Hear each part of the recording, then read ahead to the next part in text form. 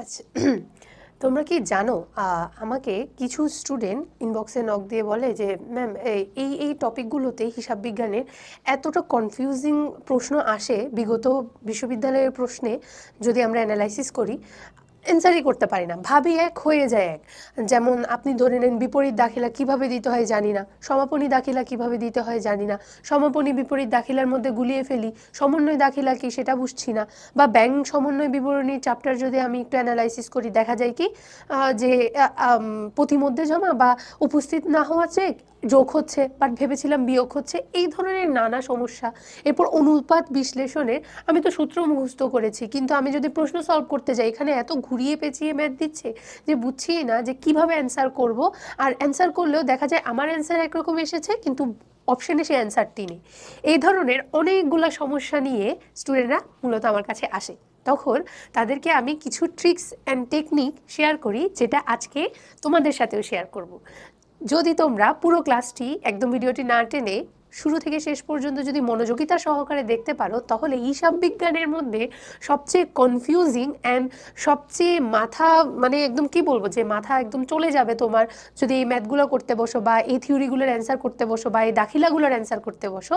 আজকের এই লেকচারে আমি সেই টপিকগুলো নিয়ে তোমাদের সাথে আলোচনা করব, তাই ভিডিওটি স্কিপ না করে শুরু থেকে শেষ পর্যন্ত দেখতে থাকো। চলো দুইজনে একসাথেই সলভ করব সকল ম্যাথমেটিক্যাল টার্ম, গাণিতিক সমস্যা, এমসিকিউস অ্যান্ড সবচেয়ে ইম্পর্টেন্ট দাখিলার প্রস অ্যান্ড কনস। অর্থাৎ যে আমরা তো অনেকগুলো দাখিলা পূর্ববর্তী ক্লাসে পড়ে এসেছি, সমন্বয় দাখিলা, সাধারণ দাখিলা, বিশেষ দাখিলা। তো আজকের ক্লাসে আরও কিছু দাখিলা সম্পর্কে জানবো যেগুলো ইন্টার লাইফে বা এইচএসসিতে কী হয় আমরা স্কিপ করে গিয়েছি, যে আর এগুলোর দরকার নেই, তেমন একটা প্রয়োজন নেই, সাধারণ দাখিলাই তো দেয়। যার কারণে ওগুলোর বেসিকগুলো সম্পর্কে আমাদের মোস্ট অফ দ্য স্টুডেন্টেরই ধারণা থাকে না যে এটার অ্যান্সার কীভাবে করে, বিপরীত দাখিলার অ্যান্সারটা কীভাবে করে, সমাপনী দাখিলার অ্যান্সারটা কীভাবে করে। আর আমাদের সবসময় এইচএসসিতে একটা বিষয় শুনতে হয়েছে কি যে ব্যাংক সমন্বয় বিবরণীর মতো ইজি চ্যাপ্টার আর একটিও নেই। আমিও বলবো ব্যাংক সমন্বয় বিবরণীর মতো ইজি চ্যাপ্টার একটিও নেই, কিন্তু এগুলোর যখন এমসিকিউ সলভ করতে যায় তখন স্টুডেন্টদের মাথায় হাত দিতে হয়। কেন? আরে আসলে তো এটা তো দেখি বেশি কনফিউজিং, এটা যোগ হবে না বিয়োগ হবে, নগদান বই ধরবো নাকি ব্যাংক বই ধরবো। তাহলে এই সকল বিষয়গুলো আজকে আমি আমার লেকচারে আলোচনা করব, পর্যালোচনা করব, অ্যানালাইসিস করব।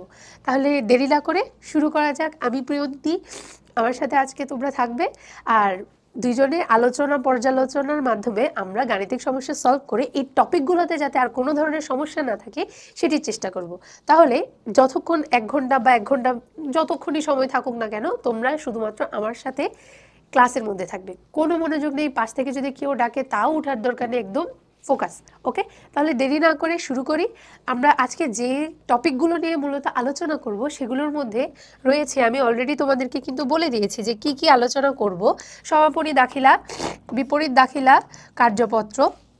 হ্যাঁ, কার্যপত্রও কিন্তু ইম্পর্টেন্ট। কার্যপত্র থেকে একটা কি দুইটা প্রশ্ন কিন্তু মোস্ট অফ দ্য টাইম দেখা যায়, যদিও খুবই কম আসতে দেখা যায়, বাট আমরা তাও এই জিনিসগুলো নিয়ে একটু পর্যালোচনা করব। সংশোধনী দাখিলা, আমাদের কিন্তু মোস্ট অফ দ্য স্টুডেন্টের সংশোধনী দাখিলা দিতে জানি না, অথচ রেয়ামিল আমরা কিন্তু শিখে এসেছি, কিন্তু তাও টাকার ফিগার লিখতে ভুল হয়ে যায়। আর রেয়ামিলের অধ্যায় যখন আমরা তোমাদেরকে করিয়েছি তখন কিন্তু আমি সংশোধনী দাখিলা সম্পর্কে সব কিছু কিন্তু বেসিক দিয়ে দিয়েছি, তাও আমরা কিন্তু আজকে আলোচনা করব। তোমরা যদি চাও তাহলে রেয়ামিলের লেকচারটা একটু দেখে আসতে পারো।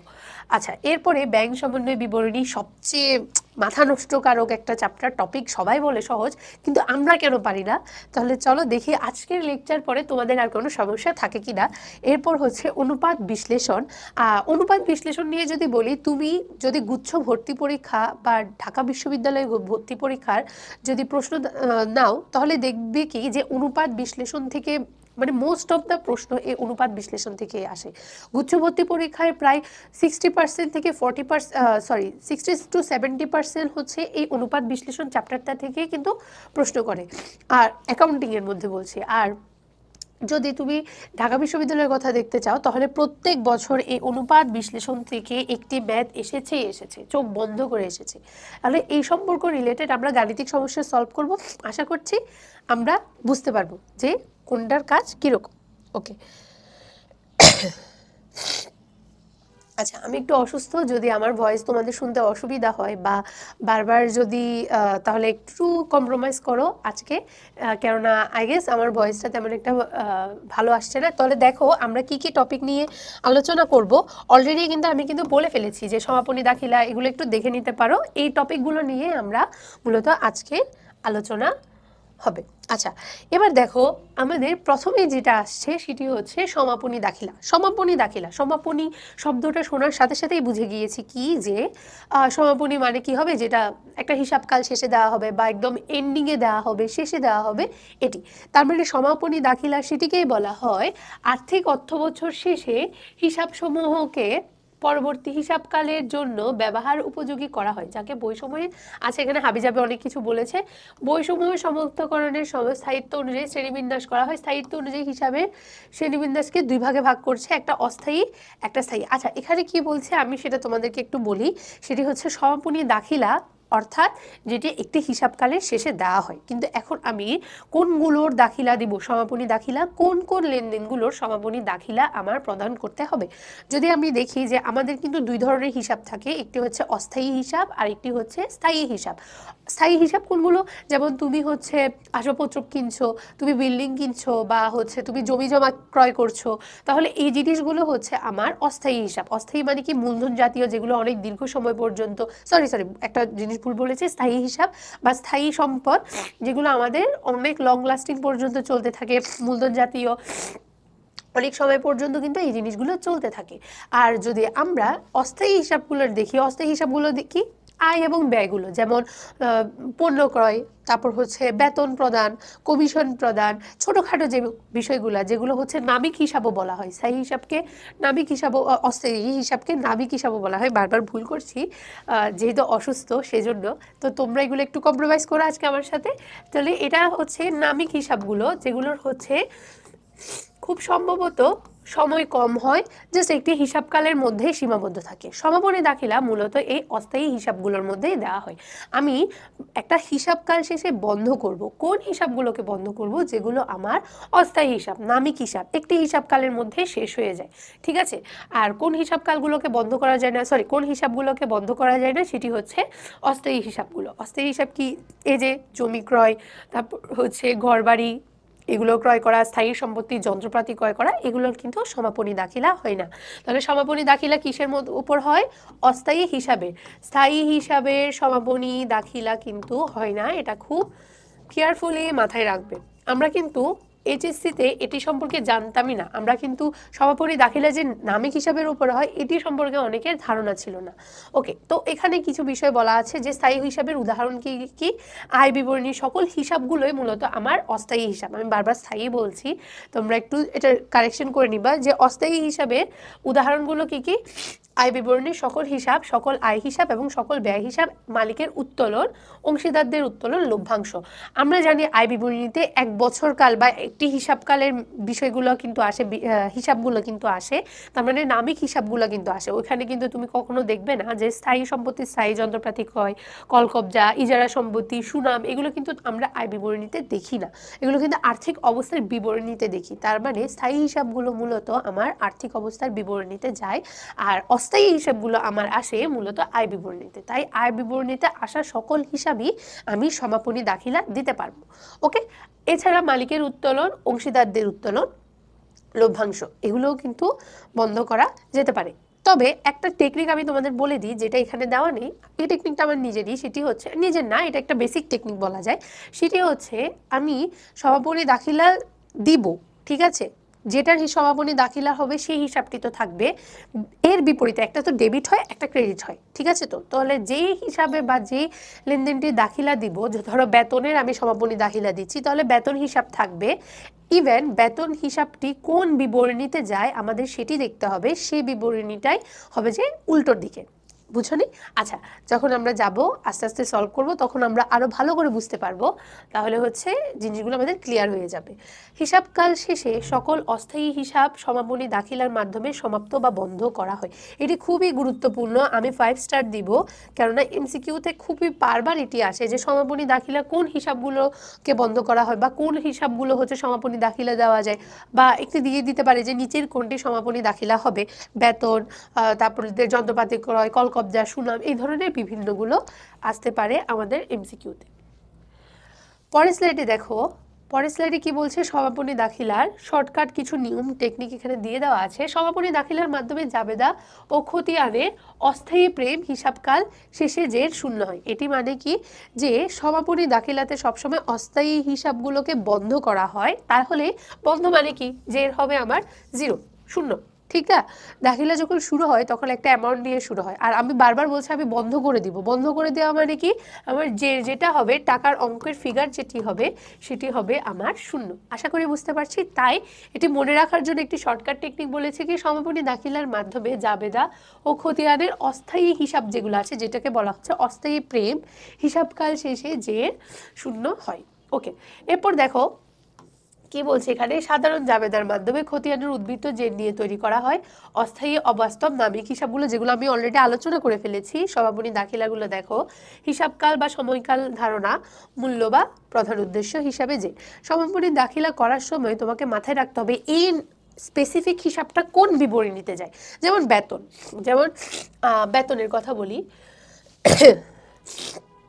আমার ভয়েসটা একটু ইগনোর করবা, আই গেস খুবই বাজে শোনা যাচ্ছে, আর না বুঝলে একটু কমেন্ট বক্সে লিখো যে কোন বিষয়টা তোমরা বুঝোনি। দেখো, যেমন ধরো বেতন, বেতন কি, বেতন হচ্ছে একটা অস্থায়ী হিসাব, ঠিক তো? এটি একটি হিসাবকালের মধ্যে থাকে এবং এটি কোন বিবরণীতে যায়, এটি কিন্তু আমার আয় বিবরণীতে যায়। আমরা কিন্তু সবাই জানি এটি যায় আমার আয় বিবরণীতে, সবাই জানি না? তাহলে আমি যখন সমাপনী দাখিলা দিব তখন আমাকে বেতন তো আসবে, বেতনের সমাপনী দাখিলা দিচ্ছি, এবং বেতনের বিপরীতে কোনটা বসবে, আয় বিবরণী, যেটাকে বলা হয় আয় সারাংশ। আমরা কিন্তু এগুলো অনেকে কিন্তু করে এসেছি, আয় সারাংশ। আমাকে দেখতে হবে এটা কোনটিতে যায়। ওকে, যেমন উত্তোলনের কথা যদি বলি, উত্তোলনের সুদ না, আমি যদি উত্তোলনের কথা বলি, যেমন ধরো আমি উত্তোলনের কথা বলছি, উত্তোলন আমার কোন বিবরণীতে যায় মনে আছে?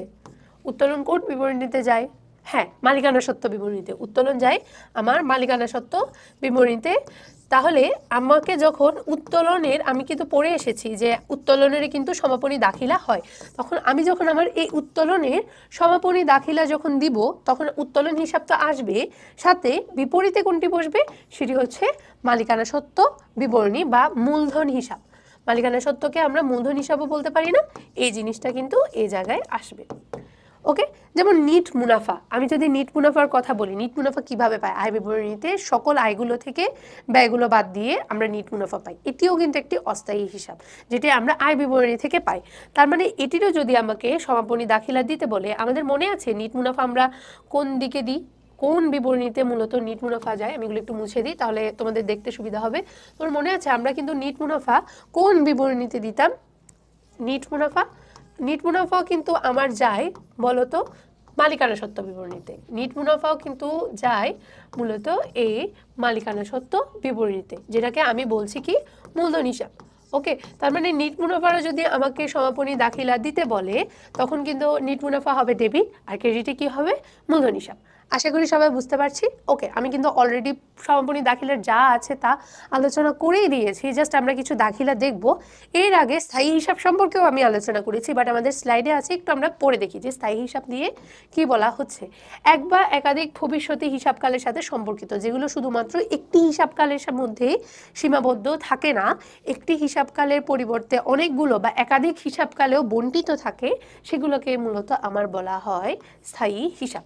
ওকে, স্থায়ী হিসাবের উদাহরণ কি, উদ্বৃত্তপত্রের সকল সম্পত্তি, দায়, মালিকানা সত্ত্ব এখানে আসবে, মানে মূলধন।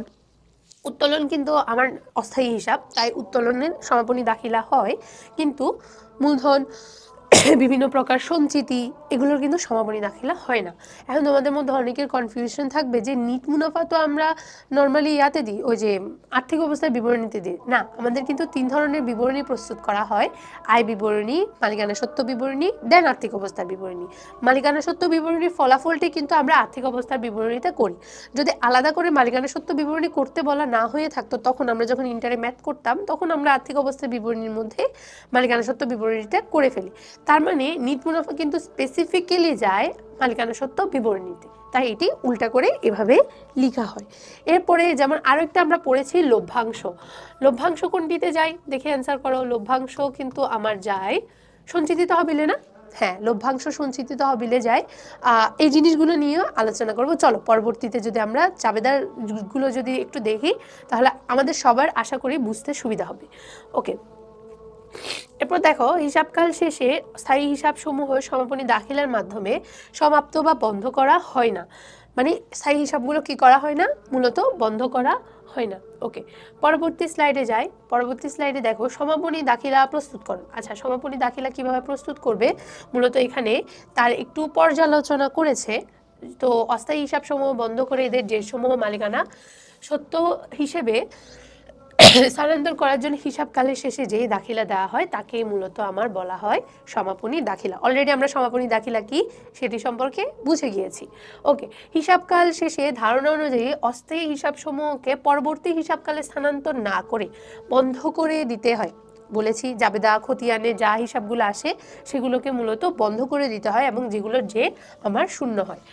সমাপনী দাখিলায় সাধারণ জাবেদা অন্তর্ভুক্ত করা হয়। আর্থিক হিসাব বিবরণীসমূহ প্রস্তুত করার পর এই ধাপটি সম্পন্ন করা হয়, তবে এই ধাপটি সাধারণত বার্ষিক হিসাবকাল শেষে সম্পন্ন করা হয়। অর্থাৎ এটি একটা হিসাবকাল শেষে অস্থায়ী হিসাবগুলোকে বন্ধ করা হয়, এটি বলা হচ্ছে। আয় ব্যয় সংক্রান্ত সকল বিষয়গুলো আসে, যেগুলোকে হচ্ছে সমাপনী দাখিলা প্রস্তুত করার ক্ষেত্রে আয় ব্যয় সংক্রান্ত হিসাব সরাসরি মালিকের মূলধন হিসাবে স্থানান্তরের মাধ্যমে সমাপ্ত না করে আয় সারাংশ হিসাব নামক আরেকটি স্থানান্তর করা হয়। এটা কি ওই যে বলছিলাম যে কোন বিবরণীতে যায়, এটা টেকনিক যে মনে রাখতে হবে। আয় ব্যয়গুলো আমার আয় ব্যয় বিবরণীতে যাচ্ছে, আমি আয় সারাংশ দিয়ে বন্ধ করব। আর এমন আয় ব্যয়গুলো যদি আমার মূলধন বিবরণীতে যায়, যেমন নিট মুনাফা উত্তোলন, সেগুলোকে আমি কি দিয়ে বন্ধ করব, মালিকের মূলধন দিয়ে বন্ধ করব। এটাই বলছে যে সকল আয় এবং ব্যয় সংক্রান্ত হিসাব সরাসরি মালিকের মূলধন হিসাবে স্থানান্তর না করে আয় সারাংশ দিয়ে সমাপনী দাখিলা প্রদান করা হয়। আচ্ছা, অতঃপর আয় সারাংশ হিসাবে নিট লাভ বা ক্ষতি নির্ণয় করে সমাপনী দাখিলার মধ্যে মালিকের মূলধন, শুধুমাত্র নিট লাভ বা ক্ষতি, আয় ব্যয়গুলোকে আমরা আয় ব্যয় বিবরণীর মধ্যে এনে ফলাফল যেটা থাকে সেটাকেই মূলত মালিকের মূলধন দিয়ে আমি বন্ধ করি। কিন্তু নর্মাল যে আয় ব্যয় হিসাবগুলো আছে সেগুলো কিন্তু আমরা এভাবে বন্ধ করি না। আশা করি আমরা সবাই বুঝতে পারছি। এরপর দেখো কি বলেছে, সমাপনী মালিকের মূলধন বা জমাকৃত মুনাফা হিসেবেও স্থানান্তর করা যায়। আমরা কিন্তু নিট মুনাফা দুই দিকে নিয়ে যেতে পারি, মালিকের মূলধন হিসাবেও নিয়ে যেতে পারি, আবার কিন্তু আমরা দ্বিতীয় পত্রে করেছি ওই যে কোম্পানি বা যৌথ মূলধনী কোম্পানির আর্থিক অবস্থা বিপরীতে কিন্তু নিট মুনাফাটা আমরা জমাকৃত মুনাফা বা সঞ্চিতি সংরক্ষিত তহবিলে নিয়ে যেতাম, লভ্যাংশটাও। তাহলে হচ্ছে আমার এগুলো বন্ধ করতে পারি আমি মালিকের মূলধন দিয়ে বা জমাকৃত মুনাফা দিয়ে। আমরা জানি সংরক্ষিত তহবিলের অপর নাম জমাকৃত মূলধন। ওকে, আচ্ছা, খতিয়ানে সমন্বিত জের হতে সরাসরি সমাপনী দাখিলা প্রস্তুত করা যায়। ওকে, সমাপনী দাখিলা প্রদানের পর অস্থায়ী হিসাবসমূহ আয় ব্যয় উত্তর শূন্য জের বা ব্যালেন্সে সৃষ্টি করে। এটা হচ্ছে এমসিকিউর জন্য ট্রিপল স্টার, খুবই ইম্পর্টেন্ট যে সমাপনী দাখিলার মাধ্যমে জের কত হয়। সমাপনী দাখিলা প্রদানের পর বিদ্যমান থাকে বা ব্যালেন্স শূন্য হয় না স্থায়ী বা বাস্তব হিসাবগুলোর। ওকে, তাহলে নেক্সট স্লাইডে যদি আমরা যাই, দেখো এখানে সমাপনী দাখিলা সম্পর্কে কিন্তু আমাদের আলোচনা করে দেওয়া আছে যে সমাপনী দাখিলা এক মালিকানা ব্যবসায়ীর সমাপন প্রক্রিয়া আর কোম্পানি ব্যবসায়ীর সমাপন প্রক্রিয়া। আচ্ছা, এক মালিকানা ব্যবসায়ীর স্বতন্ত্র আয় হিসাব, যদি আয় হিসাব সমূহকে আমরা বন্ধ করি, উল্টা করে দিতে হবে। সমাপনী দাখিলার মিনিং কি, যে আমি বন্ধ করে দিচ্ছি। বন্ধ করে দেওয়া মানে আমি ওই অ্যাকাউন্টটাকে নিঃশেষ করে দিব। এখন অ্যাকাউন্টের টাকা আমরা যদি একটু হিসাবগুলো যদি একটু দেখি, তাহলে আমরা জানি কি যে খরচ সম্পদ এগুলো যদি আমার বৃদ্ধি পায় তাহলে প্রকাশ করে কি ডেবিট, আর এগুলো যদি আমার হ্রাস পায় প্রকাশ করে কি ক্রেডিট, তাই না? আর যদি উল্টাটা দেখি, উল্টা মানে কি, যদি আয় দেয় মালিকানা সত্ত্ব, আয় দায়, এগুলো কিন্তু আমরা পড়ে এসেছি একদম সেই 9-10 থেকে আমরা জানি। মালিকানা সত্ত্বকে আমি শর্টকাটে মূলধন লিখলাম। সো এগুলো যদি বাড়ে তাহলে প্রকাশ পায় কি ক্রেডিট, উল্টা। আর এগুলো যদি কমে প্রকাশ পায় কি আমার ডেবিট। আমরা তো এটা সবাই জানি যে এই বিষয়গুলো কিভাবে কাজ করে। তাহলে আয় যদি ক্রেডিট উদ্বৃত্ত প্রকাশ করে, আয় যদি ক্রেডিট উদ্বৃত্ত প্রকাশ করে মানে কি আয়ে ব্যালেন্স আছে, এখনো আয়ে ব্যালেন্স আছে। নগদ যদি ডেবিট উদ্বৃত্ত প্রকাশ করে মানে কি নগদে এখনো ব্যালেন্স আছে। উত্তোলন হ্যাঁ খরচ, খরচ যদি ডেবিট উদ্বৃত্ত প্রকাশ মানে কি খরচ এখনো হয়েছে, খরচ হয়ে গিয়েছে। এখন সমাপনী দাখিলা মানে আমি ওই উক্ত হিসাবটি, স্পেসিফিক হিসাবটি কি করব, একদম বন্ধ করে দিব, একদম শেষ, ক্লোজ করে দিব। তাহলে এই যে বন্ধ করে দিব বা ক্লোজ করে দিব বলছি আমি, সেটি কিভাবে করা যায়, সেটি হচ্ছে উক্ত হিসাবটি যে উদ্বৃত্ত নর্মালি প্রকাশ করছে, যেমন আয় ক্রেডিট উদ্বৃত্ত প্রকাশ করছে, তখন আমি সেটিকে ডেবিট করে দিয়ে বন্ধ করে দিব। তাই ধরো এখানে স্বতন্ত্র আয় হিসাব আমার নর্মালি হয় ক্রেডিট, আমি ডেবিট করে দিয়ে বন্ধ করে দিয়েছি। আর আয় কোন বিবরণীতে যায়, আমি তোমাদের টেকনিক শিখিয়েছি, আয় বিবরণীতে যায়। আর আয় বিবরণীকে আয় সারাংশ বলা যায়। সো আয় সারাংশ হবে ক্রেডিট। এই আয় সারাংশ দিয়ে আমি মূলত এটিকে বন্ধ করে দিয়েছি। এটি হচ্ছে এক মালিকানা। এটির ক্ষেত্রে, আয়ের ক্ষেত্রে এক মালিকানা আর কোম্পানির তেমন একটা ডিফারেন্স দেখা যায় না, কোম্পানিতেও কিন্তু সেম জাবেদায় হয়। চলো moving to the next slide. Okay, দেখো এখানে আরও অনেক কিছু সম্পর্কে বলে দেওয়া আছে, আমরা একটু দেখি। যেমন ব্যয় হিসাব সমূহ কি হবে, ব্যয় কি প্রকাশ করে উদ্বৃত্ত, ডেবিট উদ্বৃত্ত প্রকাশ করে। কিছুক্ষণ আগেই দেখেছি যে ব্যয় ডেবিট উদ্বৃত্ত প্রকাশ করছে। তাহলে এই যে ডেবিট উদ্বৃত্ত প্রকাশ করছে, বন্ধ করার জন্য সেটিকে আমাকে কি করতে হবে, আমাকে সেটি ক্রেডিটে আনতে হবে। আর ডেবিট কাকে করতে হবে, ব্যয় কোন বিবরণীতে যায়, আয় বিবরণীতে যায়, তাই এটি দিয়ে বন্ধ করতে হবে। কোম্পানিটাতেও সেম। আয় সারাংশ হিসাব বন্ধ করে মালিকের মূলধন হিসাবে যদি আমরা স্থানান্তর করি, আয় সারাংশ হিসাব বন্ধ করে মালিকের মূলধন হিসাব মানে কি ওই যে নিট লাভ বা ক্ষতি। ওকে, এটা বলা যায় নিট লাভ বা ক্ষতি। আমরা আয় সারাংশ পাই কি, আয়গুলো থেকে ব্যয়গুলো বাদ দিয়ে দেন আয় সারাংশটা পাই, মানে নিট লাভ হলে লাভ, ক্ষতি হলে ক্ষতি। সো নিট লাভ ক্রেডিট উদ্বৃত্ত প্রকাশ করে, লাভ মানে মুনাফা, মুনাফা আয়, তার মানে ক্রেডিট উদ্বৃত্ত প্রকাশ করে। তাহলে আমি যদি এটা বন্ধ করি, আয় সারাংশটা দেখব ডেবিট, আর ক্রেডিট কি হবে, ক্রেডিট হবে আমার মালিকের মূলধন। কেননা আমি নিট মুনাফাটা কোন দিকে নিয়ে যাই, মালিকের মূলধন অর্থাৎ মালিকানা সত্ত্ব তহবিলে নিয়ে যাই। ঠিক সেমভাবে এখানেও সেম, কিন্তু আমরা জানি কি কোম্পানি সংগঠনে কোনো ধরনের মালিকানা সত্ত্ব বিবরণী দেখা যায় না, সেখানে সংরক্ষিত তহবিল নামে একটি বিষয় দেখা যায়। তাই ওইখানে নিট মুনাফাটা কোন বিবরণীতে যায়, জমাকৃত মুনাফা বিবরণী বা সংরক্ষিত বিবরণী, সংরক্ষিত তহবিল বা সংরক্ষিত মুনাফা বিবরণীতে যায়। তাই এখানে জমাকৃত মুনাফা এসেছে, মালিকের মূলধন না এসে। আশা করি আমরা সবাই বুঝতে পারছি। যদি এবার নিট ক্ষতি হয় তাহলে কি হবে, ঠিক এটার উল্টাটা, মালিকের মূলধন ডেবিট হবে, আয় সারাংশ ক্রেডিট হবে। কেননা আমরা জানি নিট ক্ষতি মানে কি ব্যয়, ব্যয় সবসময় কি উদ্বৃত্ত প্রকাশ করে, ডেবিট উদ্বৃত্ত, ডেবিট উদ্বৃত্ত প্রকাশ করলে সেটা কোন দিকে যাবে, অবশ্যই আমার ক্রেডিট দিকে যাবে।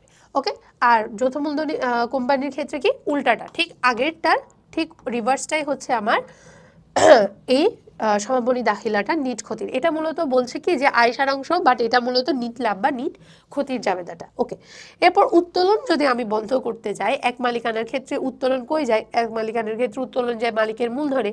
উত্তোলন সবসময় ডেবিট উদ্বৃত্ত প্রকাশ করে, সো ক্রেডিট হয়ে যাবে। আর ডেবিট কি হবে, কোন বিবরণীতে যায়, মালিকানা সত্ত্ব বিবরণীতে। তাই মালিকের মূলধন হিসাব দিয়ে আমি এটা কি বন্ধ করব। আর এখানে কি হয়, এখানে যেমন উত্তোলন থাকে, যৌথ মূলধনী কোম্পানির ক্ষেত্রে লভ্যাংশ থাকে, যৌথ মূলধনী কোম্পানির ক্ষেত্রে কি থাকে, লভ্যাংশ থাকে। আর লভ্যাংশটা আমরা কোন বিবরণীতে নিয়ে যাই, আমাদের সবারই মনে আছে, সংরক্ষিত তহবিলে আমরা কিন্তু বাদ দিই লভ্যাংশটা, তাই না। আর নর্মালি লভ্যাংশ কি উদ্বৃত্ত প্রকাশ করে, আমার যদি আমরা এদিকে তাকাই তাহলে ডেবিট উদ্বৃত্ত প্রকাশ করে। কেননা যে কোনো প্রতিষ্ঠানকে লভ্যাংশ প্রদান করতে হয়, যে কোনো কোম্পানির জন্য লভ্যাংশটা তার জন্য একটা ব্যয়। তাই যেহেতু এটা ডেবিট উদ্বৃত্ত প্রকাশ পায়, তাই এখন বন্ধ করার জন্য আমি সেটিকে ক্রেডিট করব। আর এটি কোন বিবরণীতে যায়, হ্যাঁ ঠিক ধরেছ, জমাকৃত মুনাফা বিবরণীতে। তাই জমাকৃত মুনাফা বিবরণী দিয়ে আমি এটিকে কি করব, বন্ধ করব, অর্থাৎ ক্রেডিট করে দিব। আর ডেবিট হবে সেটি কোন বিবরণীতে যায় সেটিকে, তো জমাকৃত মুনাফা। ওকে, আচ্ছা পরের স্লাইডে যদি আমরা যাই, ওকে, এখানে সমাপনী দাখিলা, সমাপন পরবর্তী রেয়ামিল সম্পর্কে বলা হয়েছে যে সমাপনী দাখিলা দেওয়ার পরে মূলত আমরা এমন অনেকগুলো হিসাবকে কিন্তু বন্ধ করে দিই। তাহলে এর ফলে রে আমিলের উপর কিভাবে এফেক্টেড পড়ছে আমরা নর্মালি অস্থায়ী হিসাবগুলোকে কিন্তু বন্ধ করে দিচ্ছি, তাই না? তাই হচ্ছে এখানে বলা হচ্ছে যে সমাপন পরবর্তী রে আমিলের বৈশিষ্ট্যগুলো কি কি। দেখো, সমাপনী দাখিলা জাবেদাভুক্তকরণ এবং স্থানান্তরের পরে কি বলছে, সমাপনী দাখিলা জাবেদাভুক্তকরণ এবং স্থানান্তরকরণের পরে হিসাব চক্রে যেটি প্রস্তুত করা হয় তাকেই মূলত বলা হয় আমার সমাপন পরবর্তী রে আমিল বা সমাপনী রে আমিলও বলা যায়। এটার কিছু বৈশিষ্ট্য সম্পর্কে আলোচনা করেছে, আমরা যদি একটু তাকাই দেখি। সমাপন পরবর্তী রে আমিল হলো হিসাব চক্রের সর্বশেষ আবশ্যিক ধাপ, এটি হচ্ছে একদম সর্বশেষ আবশ্যিক ধাপ। এরপরে যা যা আছে যেমন কার্যপত্র কিন্তু একটি ঐচ্ছিক ধাপ বলা যায়। সমাপন পরবর্তী রে আমিলে অস্থায়ী হিসাবসমূহ দেখানো হয় না, কেননা অলরেডি আমি বন্ধ করে দিয়ে এসেছি। এটি নামে আর কোনো ধরনের হিসাবই নেই। তার মানে আয় ব্যয়, উত্তোলন, লভ্যাংশ, নিট মুনাফা, নিট লাভ, এটা কিন্তু কোনো কিছুই আমার রে আমিলে আসবে না, অলরেডি বন্ধ করে দিয়েই আমি এসেছি। ওকে, সমাপন পরবর্তী রে আমিলে শুধু স্থায়ী হিসাবগুলো দেখা হয়, যেহেতু স্থায়ী হিসাবগুলো আমি বন্ধ করছি না, শুধুমাত্র সেই হিসাবগুলোই কিন্তু আসে। এই রে আমিল প্রস্তুতকরণের উদ্দেশ্য হলো পরবর্তী হিসাবকালে স্থানান্তরিত স্থায়ী হিসাবসমূহ জেরের সমতা প্রমাণ করে। আচ্ছা, আশা করছি আমরা বুঝতে পারছি এই জিনিসগুলো কিভাবে মূলত কাজ করছে। ওকে, দেখো এখানে কিছু রিলেটেড প্রিভিয়াস এমসিকিউস আছে, চলো একসাথে সলভ করে দেখি যে আসলে এগুলো কীরকম। এতক্ষণ ধরে যা পড়েছি আশা করি আমরা সবাই বুঝতে পারছি যে কোনটা কিভাবে কাজ করছে, সমাপনী দাখিলাটা কি। চলো দেখি যে বিগত বছরের প্রশ্নগুলোতে কিভাবে কোন টাইপসের ম্যাথ এসেছে। আর প্রশ্ন অ্যানালাইসিস করা কিন্তু খুবই গুরুত্বপূর্ণ, অনেক বেশি গুরুত্বপূর্ণ, কেননা আমি এই ভুলটা আমার এডমিশন জার্নিতে সবচেয়ে বেশি করেছি। সেটি হচ্ছে আমি প্রশ্ন অ্যানালাইসিস করতাম না। আমাদের এডমিশন জার্নিতে সবচেয়ে বেশি গুরুত্বপূর্ণ যেটি, সেটি হচ্ছে একটা মেন্টরের দরকার হয়। মেন্টরের দরকার হয় বলতে কি বোঝায়, সেটি আমরা কিন্তু আমি যদি আমার এডমিশন জার্নির কথা শেয়ার করি, আমি কিন্তু একটা কোচিং সেন্টারে পড়েছি। সো ইন্ডিভিজুয়ালি কোনো একটা মেন্টর দিয়ে ধরো গ্রুমিং করা বা তুমি কি পড়ছো, কিভাবে পড়ছো, তোমার কি কি করতে হবে, এই জিনিসগুলোর ফেসিলিটিস আমি কিন্তু খুবই কম পেয়েছি। আর কম পাওয়ার কারণ কি, আমি একটা মফস্বল এরিয়ায় থাকতাম। সো ওইখানের মধ্যে যে এডমিশন জার্নির যে টেক্সট এবং টেকনিক্সগুলো যেগুলো থাকতো, সেগুলো তেমন একটা সম্পর্কে আমি অবগত ছিলাম না, বা আমি তেমন একটা রিসার্চ করিনি, আমারই ভুল, আমি সেটা স্বীকার করি। সো যার কারণে প্রশ্ন অ্যানালাইসিস করে যে অ্যান্সার করা যেত, এই জিনিসটা সম্পর্কে আমি অবগত ছিলাম না। আমি নর্মালি কোনো একটা চ্যাপ্টার শেষ করতাম, দেন এমসিকিউ সলভ করতাম। ওকে, আমি এটি দেখতাম না যে এই যে একটা চ্যাপ্টার থেকে যে আমি এমসিকিউ সলভ করছি বিগত বছরে, এখান থেকে কোন ধরনের ম্যাথগুলো বেশি এসেছে, কোন টাইপসের ম্যাথগুলো বেশি এসেছে, আর কত বেশিবার সম্ভাবনা ছিল এই উক্ত চ্যাপ্টারগুলো থেকে এমসিকিউগুলো দেওয়া। ঠিক না? আমি কিন্তু এগুলো সবসময় স্কিপ করে যেতাম। তো যার ফলে দেখা গিয়েছে কি, সবচেয়ে বেশি সমস্যা সেটি হচ্ছে আমি বসতাম না এমন একটা চ্যাপ্টার যেটি ইম্পর্টেন্টই ছিল না, তেমন একটা আমার গুরুত্বপূর্ণ চ্যাপ্টারও না। কি করতাম, আমি ওগুলো বসে বসে ঘন্টার পর ঘন্টা আমার নিজের সময় নষ্ট করে আমি সলভ করতাম। তাই তোমাকে এডমিশন জার্নিতে সবসময় টেকনিক্যালি আগাইতে হয়। মানে তুমি যদি এক কদম আগাও, তোমার সবসময় ভাবতে হয় এটা টেকনিক্যাল হচ্ছে কিনা। তাহলে কি হয়, তুমি তোমার টাইমটাকে ভালোভাবে ব্যবহার করতে পারো, উল্টাপাল্টা জিনিসগুলোর প্রতি তেমন একটা টাইম ওয়েস্ট না করে তোমার জন্য রাইট থিং কি, কোনটা ইম্পর্টেন্ট তুমি সেটা বুঝতে পারো। যার জন্য প্রশ্ন অ্যানালাইসিস খুবই খুবই খুবই গুরুত্বপূর্ণ। সো আমার মতো ভুল তোমরা যাতে না করো। ওকে, নিচের কোন হিসাবটি বছর শেষে বন্ধ করা হয় না? ওকে, আমরা জানি বছর শেষে বন্ধ করা হয় না স্থায়ী হিসাবগুলো। আমরা একটু দেখি, প্রাপ্য সুদ, বিক্রয় আয়, অবচয় খরচ, বিক্রিত পণ্যের ক্রয়মূল্য। আমরা যদি একটু তাকাই, আরেকটা জিনিস বলছি, প্রশ্ন অ্যানালাইসিসের পরে অপশন বিবেচনা। আমি তোমাদের এগুলো সবসময় বলি, যেহেতু 4টা অপশনের মধ্যে আমাদের হচ্ছে এই 3টা অপশন, এটি কি প্রকাশ করছে, 4টা অপশনের মধ্যে এটি কিন্তু আমার খরচ প্রকাশ করছে। কি প্রকাশ করছে? আমার খরচ, তাই না? এটিও কিন্তু আমার আয় প্রকাশ করছে, আয় প্রকাশ করছে, আর এটি খরচ প্রকাশ করছে। তার মানে আয় খরচ সবসময় অস্থায়ী হিসাব হয়, যেগুলো বন্ধ করে দেওয়া হয়। তাহলে একমাত্র বাকি আছে প্রাপ্য সুদ, যেটি হচ্ছে আমার স্থায়ী হিসাব। এক বছরের মধ্যে তোমার সম্পদ বলতে গেলে, সম্পদগুলো নর্মালি আমরা কি করি, বন্ধ করি না। এগুলো কিন্তু নামিক হিসাব না, এগুলো আয় ব্যয় রিলেটেড কোনো হিসাব না, এটি কিন্তু আমার বলতে গেলে এক প্রকার সম্পদ। ওকে, আচ্ছা, নিচের কোনটি অস্থায়ী হিসাব? আমরা জানি নগদান, ব্যাংক, এগুলো সবগুলো সম্পদ। ভাড়া হিসাবটাই আমার হচ্ছে অস্থায়ী, এগুলো সম্পদ, এগুলো তো আমার দায়ের মধ্যে পড়ছে। যখন নিট ক্ষতি হয়, আয় বিবরণী, নিট ক্ষতি হলে আয় বিবরণী কি হয় দেখি, বলো। আয় বিবরণী, নিট ক্ষতি হলে আমার আয় বিবরণী হবে ডেবিট, ঠিক না? নিট ক্ষতি হলে আমার হবে কি, আয় বিবরণী ক্রেডিট হবে। কেন আমি এটা সমাপনী দাখিলা দিচ্ছি, তোমাদের কিন্তু ভুল করলে হওয়া যাবে না। নিট ক্ষতি মানে ডেবিট উদ্বৃত্ত প্রকাশ করছে। এখন সমাপনী দাখিলা যদি দিই, আয় বিবরণী হবে ক্রেডিট আর মূলধন হবে আমার ডেবিট, কেননা নিট ক্ষতি যাবে কোথায়, মূলধন হিসাবে। সো মূলধন আমার কি হবে, ডেবিট হবে। আর উত্তোলন তো না, উত্তোলনের তো আলাদা কোনো ধরনের হিসাব করা হয় না। আচ্ছা, নিচের কোনটি হিসাব বিজ্ঞানের গুলোর কোটি কখনো সমাপনী উত্তর রেয়ামিল যায় না? আচ্ছা, নিচের কোন হিসাবগুলো কখনো সমাপনী উত্তর মানে সমাপন পরবর্তী রেয়ামিলে যায় না? কোনগুলো? আয়কর খরচ, এটি হচ্ছে মূলত আয় এবং ব্যয় রিলেটেড। অনার্জিত রাজস্ব দায়, প্রদেয় সুদ দায়, এরপর হচ্ছে তোমার প্রদেয় লভ্যাংশ, পুঞ্জীবিত অবস্থা, এগুলো সম্পদ এবং দায় রিলেটেড, যেগুলো স্থায়ী হিসাব। আর নর্মালি আমার আয়কর খরচ যেটি ব্যয়, তাই এটিকে আমার বলা হচ্ছে কি, এটিকে আমার বলা হচ্ছে তোমার আয় এবং ব্যয় রিলেটেড, অর্থাৎ অস্থায়ী হিসাবগুলো। ওকে, আচ্ছা আরও কিছু আছে দেখো। কোন হিসাবটি বছর শেষে বন্ধ করে দেওয়া হয়? আমরা জানি কোন হিসাবটি বন্ধ করে দেওয়া হবে, উত্তোলন হিসাব।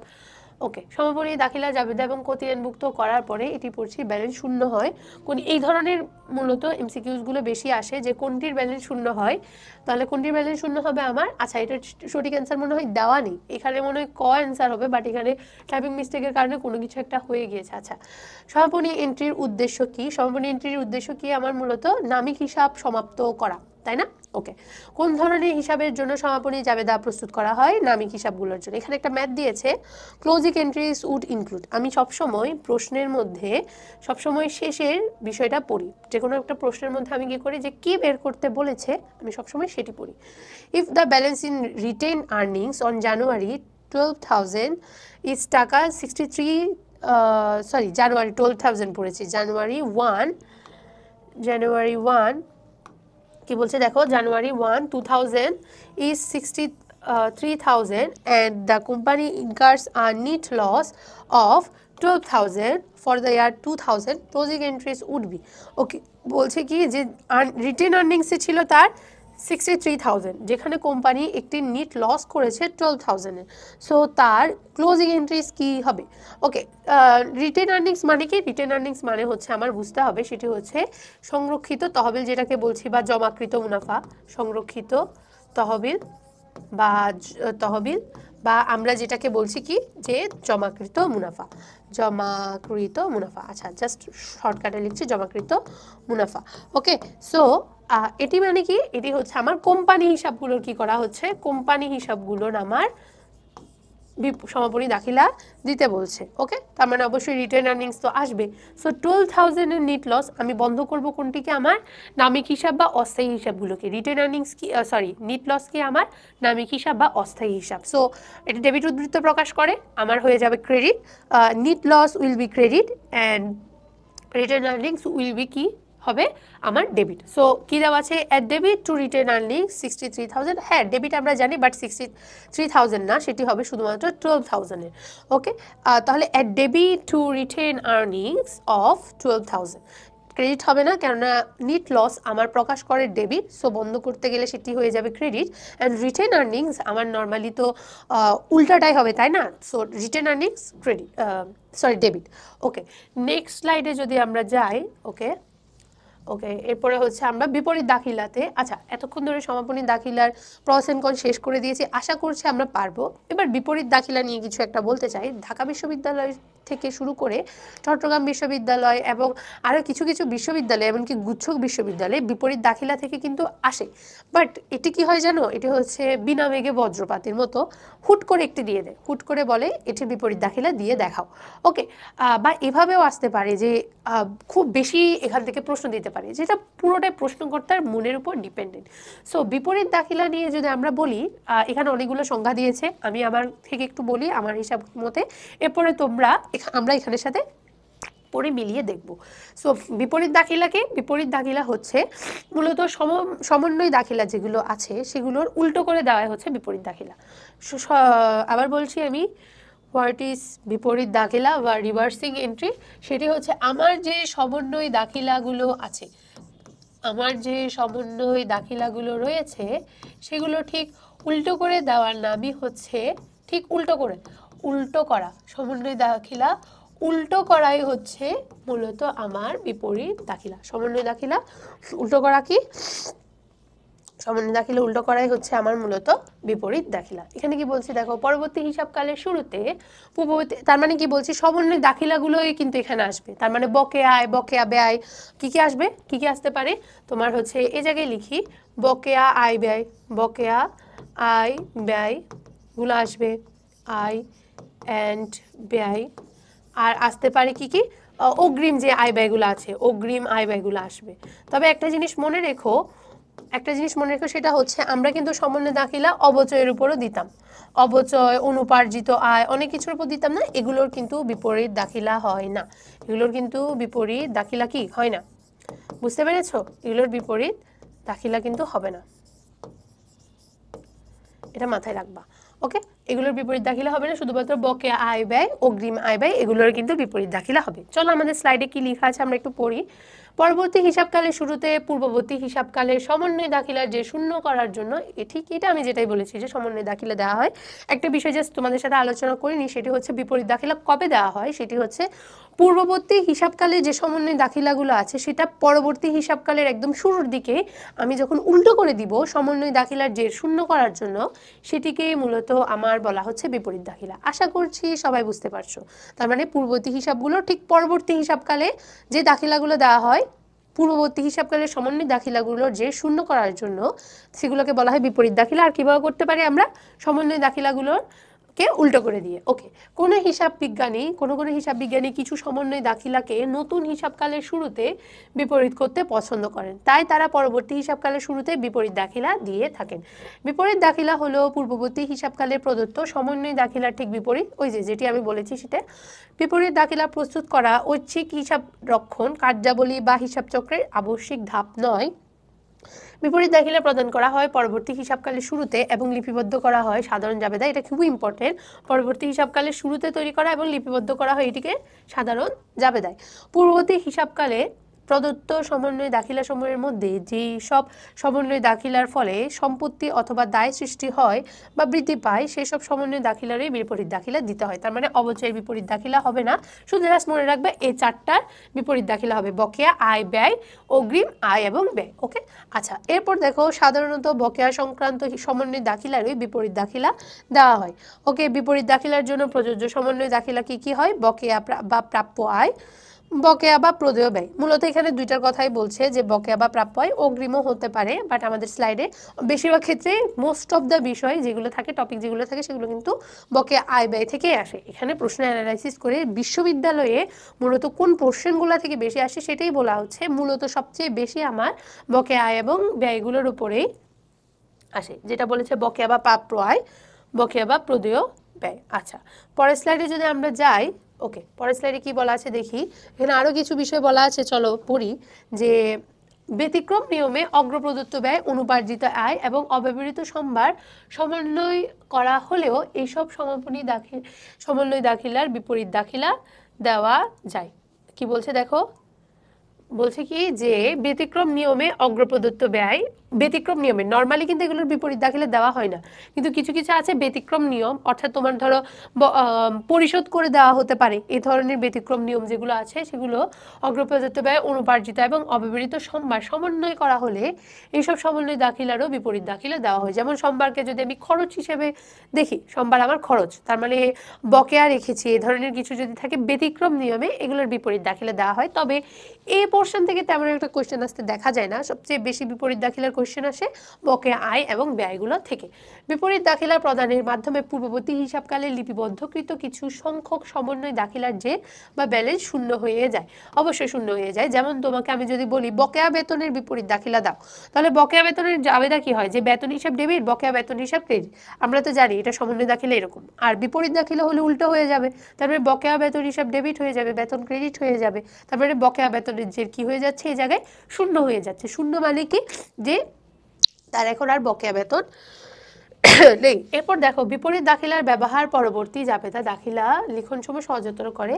আচ্ছা, বকেয়া আয় বকেয়া ব্যয় সংক্রান্ত সমন্বয় দাখিলাকে নতুন হিসাবকালের শুরুতে বিপরীত দাখিলা আকারে জাবেদাভুক্ত এবং খতিয়ানে স্থানান্তর করা হলে হিসাবসমূহের বইতে সংশ্লিষ্ট আয় এবং ব্যয়ের অস্বাভাবিক জেরে সৃষ্টি হয়। কি বলছে? বকেয়া আয় এবং ব্যয় সংক্রান্ত সমন্বয় দাখিলাকে নতুন হিসাবকালের শুরুতে বিপরীত দাখিলা আকারে জাবেদাভুক্ত এবং খতিয়ানে স্থানান্তর হলে অস্বাভাবিক জেরের সৃষ্টি হয়। লাইক সমন্বয় দাখিলা দিয়েছি, সেগুলোকে আমি যদি আবার বিপরীত দাখিলা করি, আমার জের বন্ধ করতে ইচ্ছে হচ্ছে বা সমন্বয় দাখিলাগুলোকে বন্ধ করতে হচ্ছে, তাহলে একটা অস্বাভাবিক জেরের সৃষ্টি হয়। মানে যে জেরটা হচ্ছে ঠিক না, মানে ধরো যেটা হওয়ার কথা ছিল হচ্ছে ডেবিট, সেটা হয়ে যায় ক্রেডিট, এই ধরনের জেরগুলো সৃষ্টি হয়। যেমন বকেয়া আয়ের বিপরীত দাখিলা প্রদান করার ফলে সংশ্লিষ্ট আয় হিসাবে ডেবিট যে দেখেছো যেটা বললাম সৃষ্টি হয়, আর বকেয়া বিপরীত দাখিলা প্রদান করার ফলে সংশ্লিষ্ট ব্যয় হিসাবে ক্রেডিট যে সৃষ্টি হয়। তাই বলা হচ্ছে কি যে আমার অস্বাভাবিক যে সৃষ্টি হয়। চলো পরের স্লাইডে দেখি আমরা, পরের স্লাইডে কি আছে। পরের স্লাইডে আমার বিপরীত দাখিলাগুলো সম্পর্কে কিছু বর্ণনা দেওয়া আছে, বিপরীত দাখিলাগুলো নিয়ে আলোচনা করা আছে যে বিপরীত দাখিলা দিলে কি হয়, না দিলে কি হয়। আমরা জানি কি সমন্বয় দাখিলাকে ঠিক উল্টো করে দিব। সো বিপরীত দাখিলা যদি তুমি না দাও তাহলে দেখা যাচ্ছে কি আমার জাবেদা কিসের উপর হবে? আমার জাবেদা হবে বেতন খরচ ডেবিট, আর নগদান হবে আমার কি ক্রেডিট। আমরা জানি কি বেতন যদি প্রদান করি, সো বেতন খরচ হিসাব ডেবিট হবে, নগদ টাকা চলে গিয়েছে ক্রেডিট হবে। সো এটার জন্য আমার মূলত প্রাথমিক বেতন লিখনের জাবেদা TGK-C। এটা সমন্বয় দাখিলা কি হবে? সমন্বয় দাখিলা আমার হয়, আমরা তো সমন্বয় দাখিলার টপিকটা লেকচারটা তোমরা চাইলে আবার একটু দেখে আসতে পারো। আমি খুব সুন্দর করে কিন্তু সমন্বয় দাখিলার প্রস এন্ড কনস কিন্তু তোমাদেরকে আমি বুঝিয়ে দিয়েছি। সো চাইলে ওটা একটু রিভিউ করে নিতে পারো। সো সমন্বয় দাখিলা কি? সমন্বয় দাখিলা হচ্ছে যে বেতন খরচ বা প্রদেয় বেতন ক্রেডিট করা হয়। এখানে নর্মালি হচ্ছে যে বকেয়া ব্যয়ের বিষয়টা আসছে, সো এদিকেও সেম জাবেদা হবে সমন্বয় দাখিলা। এবার যদি আমি সমাপনী দাখিলা দিই, কিছুক্ষণ আগে আমরা আলোচনা করেছি, তাহলে আমার তো এটার কি সমাপনী দাখিলা হবে? অবশ্যই না, কেননা এটা দায়। কোনটার সমাপনী দাখিলা হবে? বেতনের সমাপনী দাখিলা হবে। সো বেতন ডেবিট হয়, তো বেতন এখন কি হয়ে যাচ্ছে, এখানে আয় সারাংশ ডেবিট, সমাপনী দাখিলা এখানে হচ্ছে প্রদেয় না, এখানে হবে তোমার বেতন হিসাব ক্রেডিট হবে। আচ্ছা, এরা এখানে প্রদেয় বেতনকে সমাপনী করেছে, এটা প্রদেয় বেতন হবে না, এটা বেতন হিসাব ক্রেডিট হবে। বিষয়টা বুঝতে পারছো? এখানে আমরা তো প্রদেয় বেতনের তো সমাপনী দাখিলা দিতেই পারবো না, আমাদের দিতে হবে কিসের উপরে? বেতন খরচের উপরে, কেননা প্রদেয় বেতন তো আমার দায় হিসাব, অস্থায়ী হিসাব, যেটার তো সমাপনী দাখিলা দিতে হয় না। এখানে হয়তো প্রিন্টিং মিস্টেক হয়েছে, সো এটা একটু কারেকশন করে নিবা। আর এদিকে ডিসেম্বর 31 আয় সারাংশ ডেবিট আর বেতন হিসাব হবে ক্রেডিট। ওকে, আশা করি বুঝতে পারছি। আমি বেতনটাকে এখানে বন্ধ করে দিচ্ছি। এবার যদি আমি বিপরীত দাখিলা দিই, এখানে তো বলেছে যখন বিপরীত দাখিলা দেওয়া হয় না, আর যদি বিপরীত দাখিলা দিই তাহলে বিপরীত দাখিলা কি হবে আমার? যে বলা হচ্ছে যে বেতন খরচ হিসাব ডেবিট হবে আর প্রদেয় বেতন এখানে ক্রেডিট হবে। এখানে হয়তো বইয়ের একটা পেজ দিয়ে দিয়েছে যেখানে ফুললি তোমাদেরকে বলা হচ্ছে না, বাট এখানে আমার হবে প্রদেয় বেতন হিসাব ডেবিট হবে। আমি ঠিক উল্টো করে দিব আমার এই সমন্বয় দাখিলাটাকে, বেতন হিসাব ডেবিট হবে আর বেতন খরচ হিসাব ক্রেডিট হবে। দেখো যদি আমরা নিচের দিকে তাকাই তাহলে আমরা কিন্তু এটা বুঝতে পারবো। যেমন দেখো এখানে বলেছে 3000 টাকা এবং 9000 টাকার বেতন যদি প্রদান করা হয়, সো ওরা কিন্তু দেখো এটার পরবর্তী জাবেদা দাখিলা দিয়েছে কি প্রদেয় বেতন ডেবিট, বেতন খরচ কি করছে? ডেবিট করছে এবং নগদান ক্রেডিট করছে। মানে এরা হচ্ছে পরবর্তী হিসাবকালে যদি দেখে তাহলে প্রদেয় বেতনটাকে ওরা বন্ধ করে দিয়েছে 3000 টাকা। বেতন খরচ আমরা তো জানি 6000 টাকা ডেবিটই, 6000 টাকাই তো পেয়েছি, 3000 টাকা হচ্ছে বন্ধ করে যদি দেয় এই টাকাটা, তার মানে ধরে নেওয়া হয় যে আমি টাকাটা পেয়ে গিয়েছি। প্রদেয় বেতন ডেবিট মানে কি? যে ও টাকাটা পরিশোধ করে দিয়েছে না। আমার দায় কখন ডেবিট হয়? যখন টাকা পরিশোধ করে দেয়, তার মানে 3000 টাকা আমি পেয়ে গিয়েছি, আগে 6000 টাকা পেয়েছি, তাহলে দিয়ে দিয়েছি, পেয়েছি বলছি, তার মানে পাওনাদার তার বেতনটা পরিশোধ করে দিয়েছে। সো বেতন যদি আমি প্রদান করি সেক্ষেত্রে হবে কি যে আমি অলরেডি 6000 টাকা দিয়ে দিয়েছি, 3000 টাকা বকেয়া রেখেছিলাম, সো এই 3000 টাকা দিয়ে দিয়েছি, তাহলে টোটাল আমার পকেট থেকে কত টাকা গিয়েছে? 9000 টাকা। যেটা এখানে দেখো এই 3000 টাকা যদি পেয়ে যেতাম, এই 3000 টাকা যদি পেয়ে যেতাম তাহলে আমার হতো কি 9000 টাকা। আশা করছি আমরা বুঝতে পারছি যে কোন জায়গায় প্রবলেম হচ্ছে। উপরেরটা না, নিচেরটা একটু আলাদা করে দেওয়া আছে, এই জিনিসটা আমরা দেখব। কিন্তু পরবর্তী জাবেদা দাখিলা দিতে এখানে বলেছে কি বেতন খরচ ডেবিট হবে 9000, নগদান হিসাব ক্রেডিট হবে 9000। ওকে, পরবর্তীতে আমরা যাই, পরবর্তী স্লাইডে যাই। আচ্ছা, মোট কথা হচ্ছে বিপরীত দাখিলা। এখানে যদি আগের স্লাইডটা থেকে আমার যতটুকু মনে হচ্ছে, ফিল হচ্ছে যে আগের স্লাইডটা থেকে হয়তো তোমরা তেমন একটা বিপরীত দাখিলার কিভাবে দিতে হয় কনসেপ্টটা বুঝোনি। এটা তেমন একটা দেয়নি, কেননা তেমন একটা কোশ্চেন আসতে দেখা যায় না, ওই যে বিনা মেঘে বজ্রপাতের মতো। তাও আমি তোমাদের বলে দিই, সমন্বয় দাখিলাকে ঠিক উল্টো করে দিবা। অর্থাৎ সমন্বয় দাখিলা কি হয়, যেমন ধরো বকেয়া বেতনের কথা বলেছি এখানে, আমি ধরলাম যে বকেয়া ভাড়া। সো বকেয়া ভাড়ার ক্ষেত্রে কি হয়, আমি লিখি কি যে বকেয়া ভাড়ার ক্ষেত্রে কি হবে, বকেয়া ভাড়া হিসাব ডেবিট, ভাড়া খরচ হিসাব ডেবিট, ভাড়া খরচ হিসাব ডেবিট হয়। আর ক্রেডিট কি হয়, ক্রেডিট হয় আমার প্রদেয় ভাড়া, ক্রেডিট হবে আমার প্রদেয় ভাড়া। প্রদেয় ভাড়া হিসাব আমার কি হয়, আমার হয় ক্রেডিট। সো এটা হবে ডেবিট, এটা হবে আমার ক্রেডিট। আমরা সবাই তো এটা জানি, তাই না? সো তুমি যদি বিপরীত দাখিলা দাও তখন কি করতে হবে, তখন তোমাকে প্রদেয় ভাড়াটা ডেবিট করে দিতে হবে, ভাড়া খরচকে ক্রেডিট করে দিতে হবে। বিপরীত দাখিলা মূলত এটাই, আর কোনো কিছু না। সো এটা ডেবিট করা আর ক্রেডিট করার মানে কি, যে তোমার টাকাটা ওরা পরিশোধ করে দিয়েছে, অর্থাৎ বকেয়া ভাড়া ছিল সেটা পরিশোধ করে দিয়েছে, তাই ডেবিট। তাই সমন্বয় দাখিলাকে বন্ধ করার প্রয়োজনে মূলত বিপরীত দাখিলাগুলো দেওয়া হয়। ওকে, সো এখানে আরও কিছু দেওয়া আছে। ভাড়া ব্যয় হিসাব ক্রেডিট যে থাকা মানে কি বোঝায়, কিছু বিষয় বলা আছে যে ওই তারিখে আমাদের ভাড়া বকেয়া আছে, ভাড়া ব্যয় যদি ক্রেডিট উদ্বৃত্ত প্রকাশ করা হয়, তাহলে ওই তারিখে আমাদের ভাড়া বকেয়া আছে, যেমন বকেয়া ভাড়া। ওকে, আমরা অনেকেই বেশি ভাড়া দিয়েছি, এটিও হতে পারে। আবার ওই তারিখে আমাদের ভাড়া আগাম দেওয়া হয়েছে, এটিও হতে পারে। কোনটি হতে পারে, এটা একটা এমসিকিউ, দেখি সলভ করো। আমরা ভাড়া বাবদ খুব অল্প টাকা দিয়েছি, ওই তারিখে আমাদের ভাড়া আগাম দেওয়া হয়েছে, ওই তারিখে আমাদের ভাড়া বকেয়া আছে, আমরা অনেক বেশি ভাড়া দিয়েছি। অবশ্যই ভাড়া ব্যয়ের ক্রেডিট উদ্বৃত্ত মানে কি, যে ভাড়া ব্যয়ে নর্মালি কি হয়, ডেবিট উদ্বৃত্ত প্রকাশ করে। ক্রেডিট উদ্বৃত্ত মানে আমরা বকেয়া রেখেছি, তাই না? ক্রেডিট উদ্বৃত্ত মানে কি, যে আমরা ভাড়াটা বকেয়া রেখেছি। ওকে, সো পরবর্তীতে যাই আমরা, পরবর্তী স্লাইডে দেখি। আচ্ছা, কার্যপত্র। ওকে, আমাদের বিপরীত দাখিলা সম্পর্কে শেষ, সমাপনী দাখিলা শেষ। এবার আমরা পড়বো কার্যপত্র। সো কার্যপত্র কি, এখান থেকে খুব তেমন একটা কোয়েশ্চেন আসতে দেখা যায় না। এটি নর্মালি হিসাব চক্রের ঐচ্ছিক ধাপ, করা না করা সেম জিনিস, তুমি চাইলে করতে পারো, চাইলেও স্কিপ করতে পারো। সো এখানের মধ্যে এটা হিসাব চক্রের ক্ষেত্রে বলছি, আবার স্কিপ মানে হচ্ছে টপিক হিসেবে স্কিপ না। সো এখানে কার্যপত্র বলছে কি, এখানে বহু কলামের মাধ্যমে প্রতিষ্ঠানের পুরো আর্থিক অবস্থার একটি শর্টকাট কি দেওয়া হয়, একটা ওভারভিউ দেওয়া হয়। চলো আমরা একটু স্লাইডে পড়ে কি লেখা আছে। কার্যপত্র হলো বহু কলাম বিশিষ্ট একটি শীট বা সমন্বয় প্রক্রিয়া এবং আর্থিক বিবরণী প্রস্তুতকরণের সময় ব্যবহার করা হয়। কার্যপত্রের স্থায়ী হিসাব নিকাশ রেকর্ড নয়, এটি জাবেদা এবং কিংবা খতিয়ানের অংশও নয়।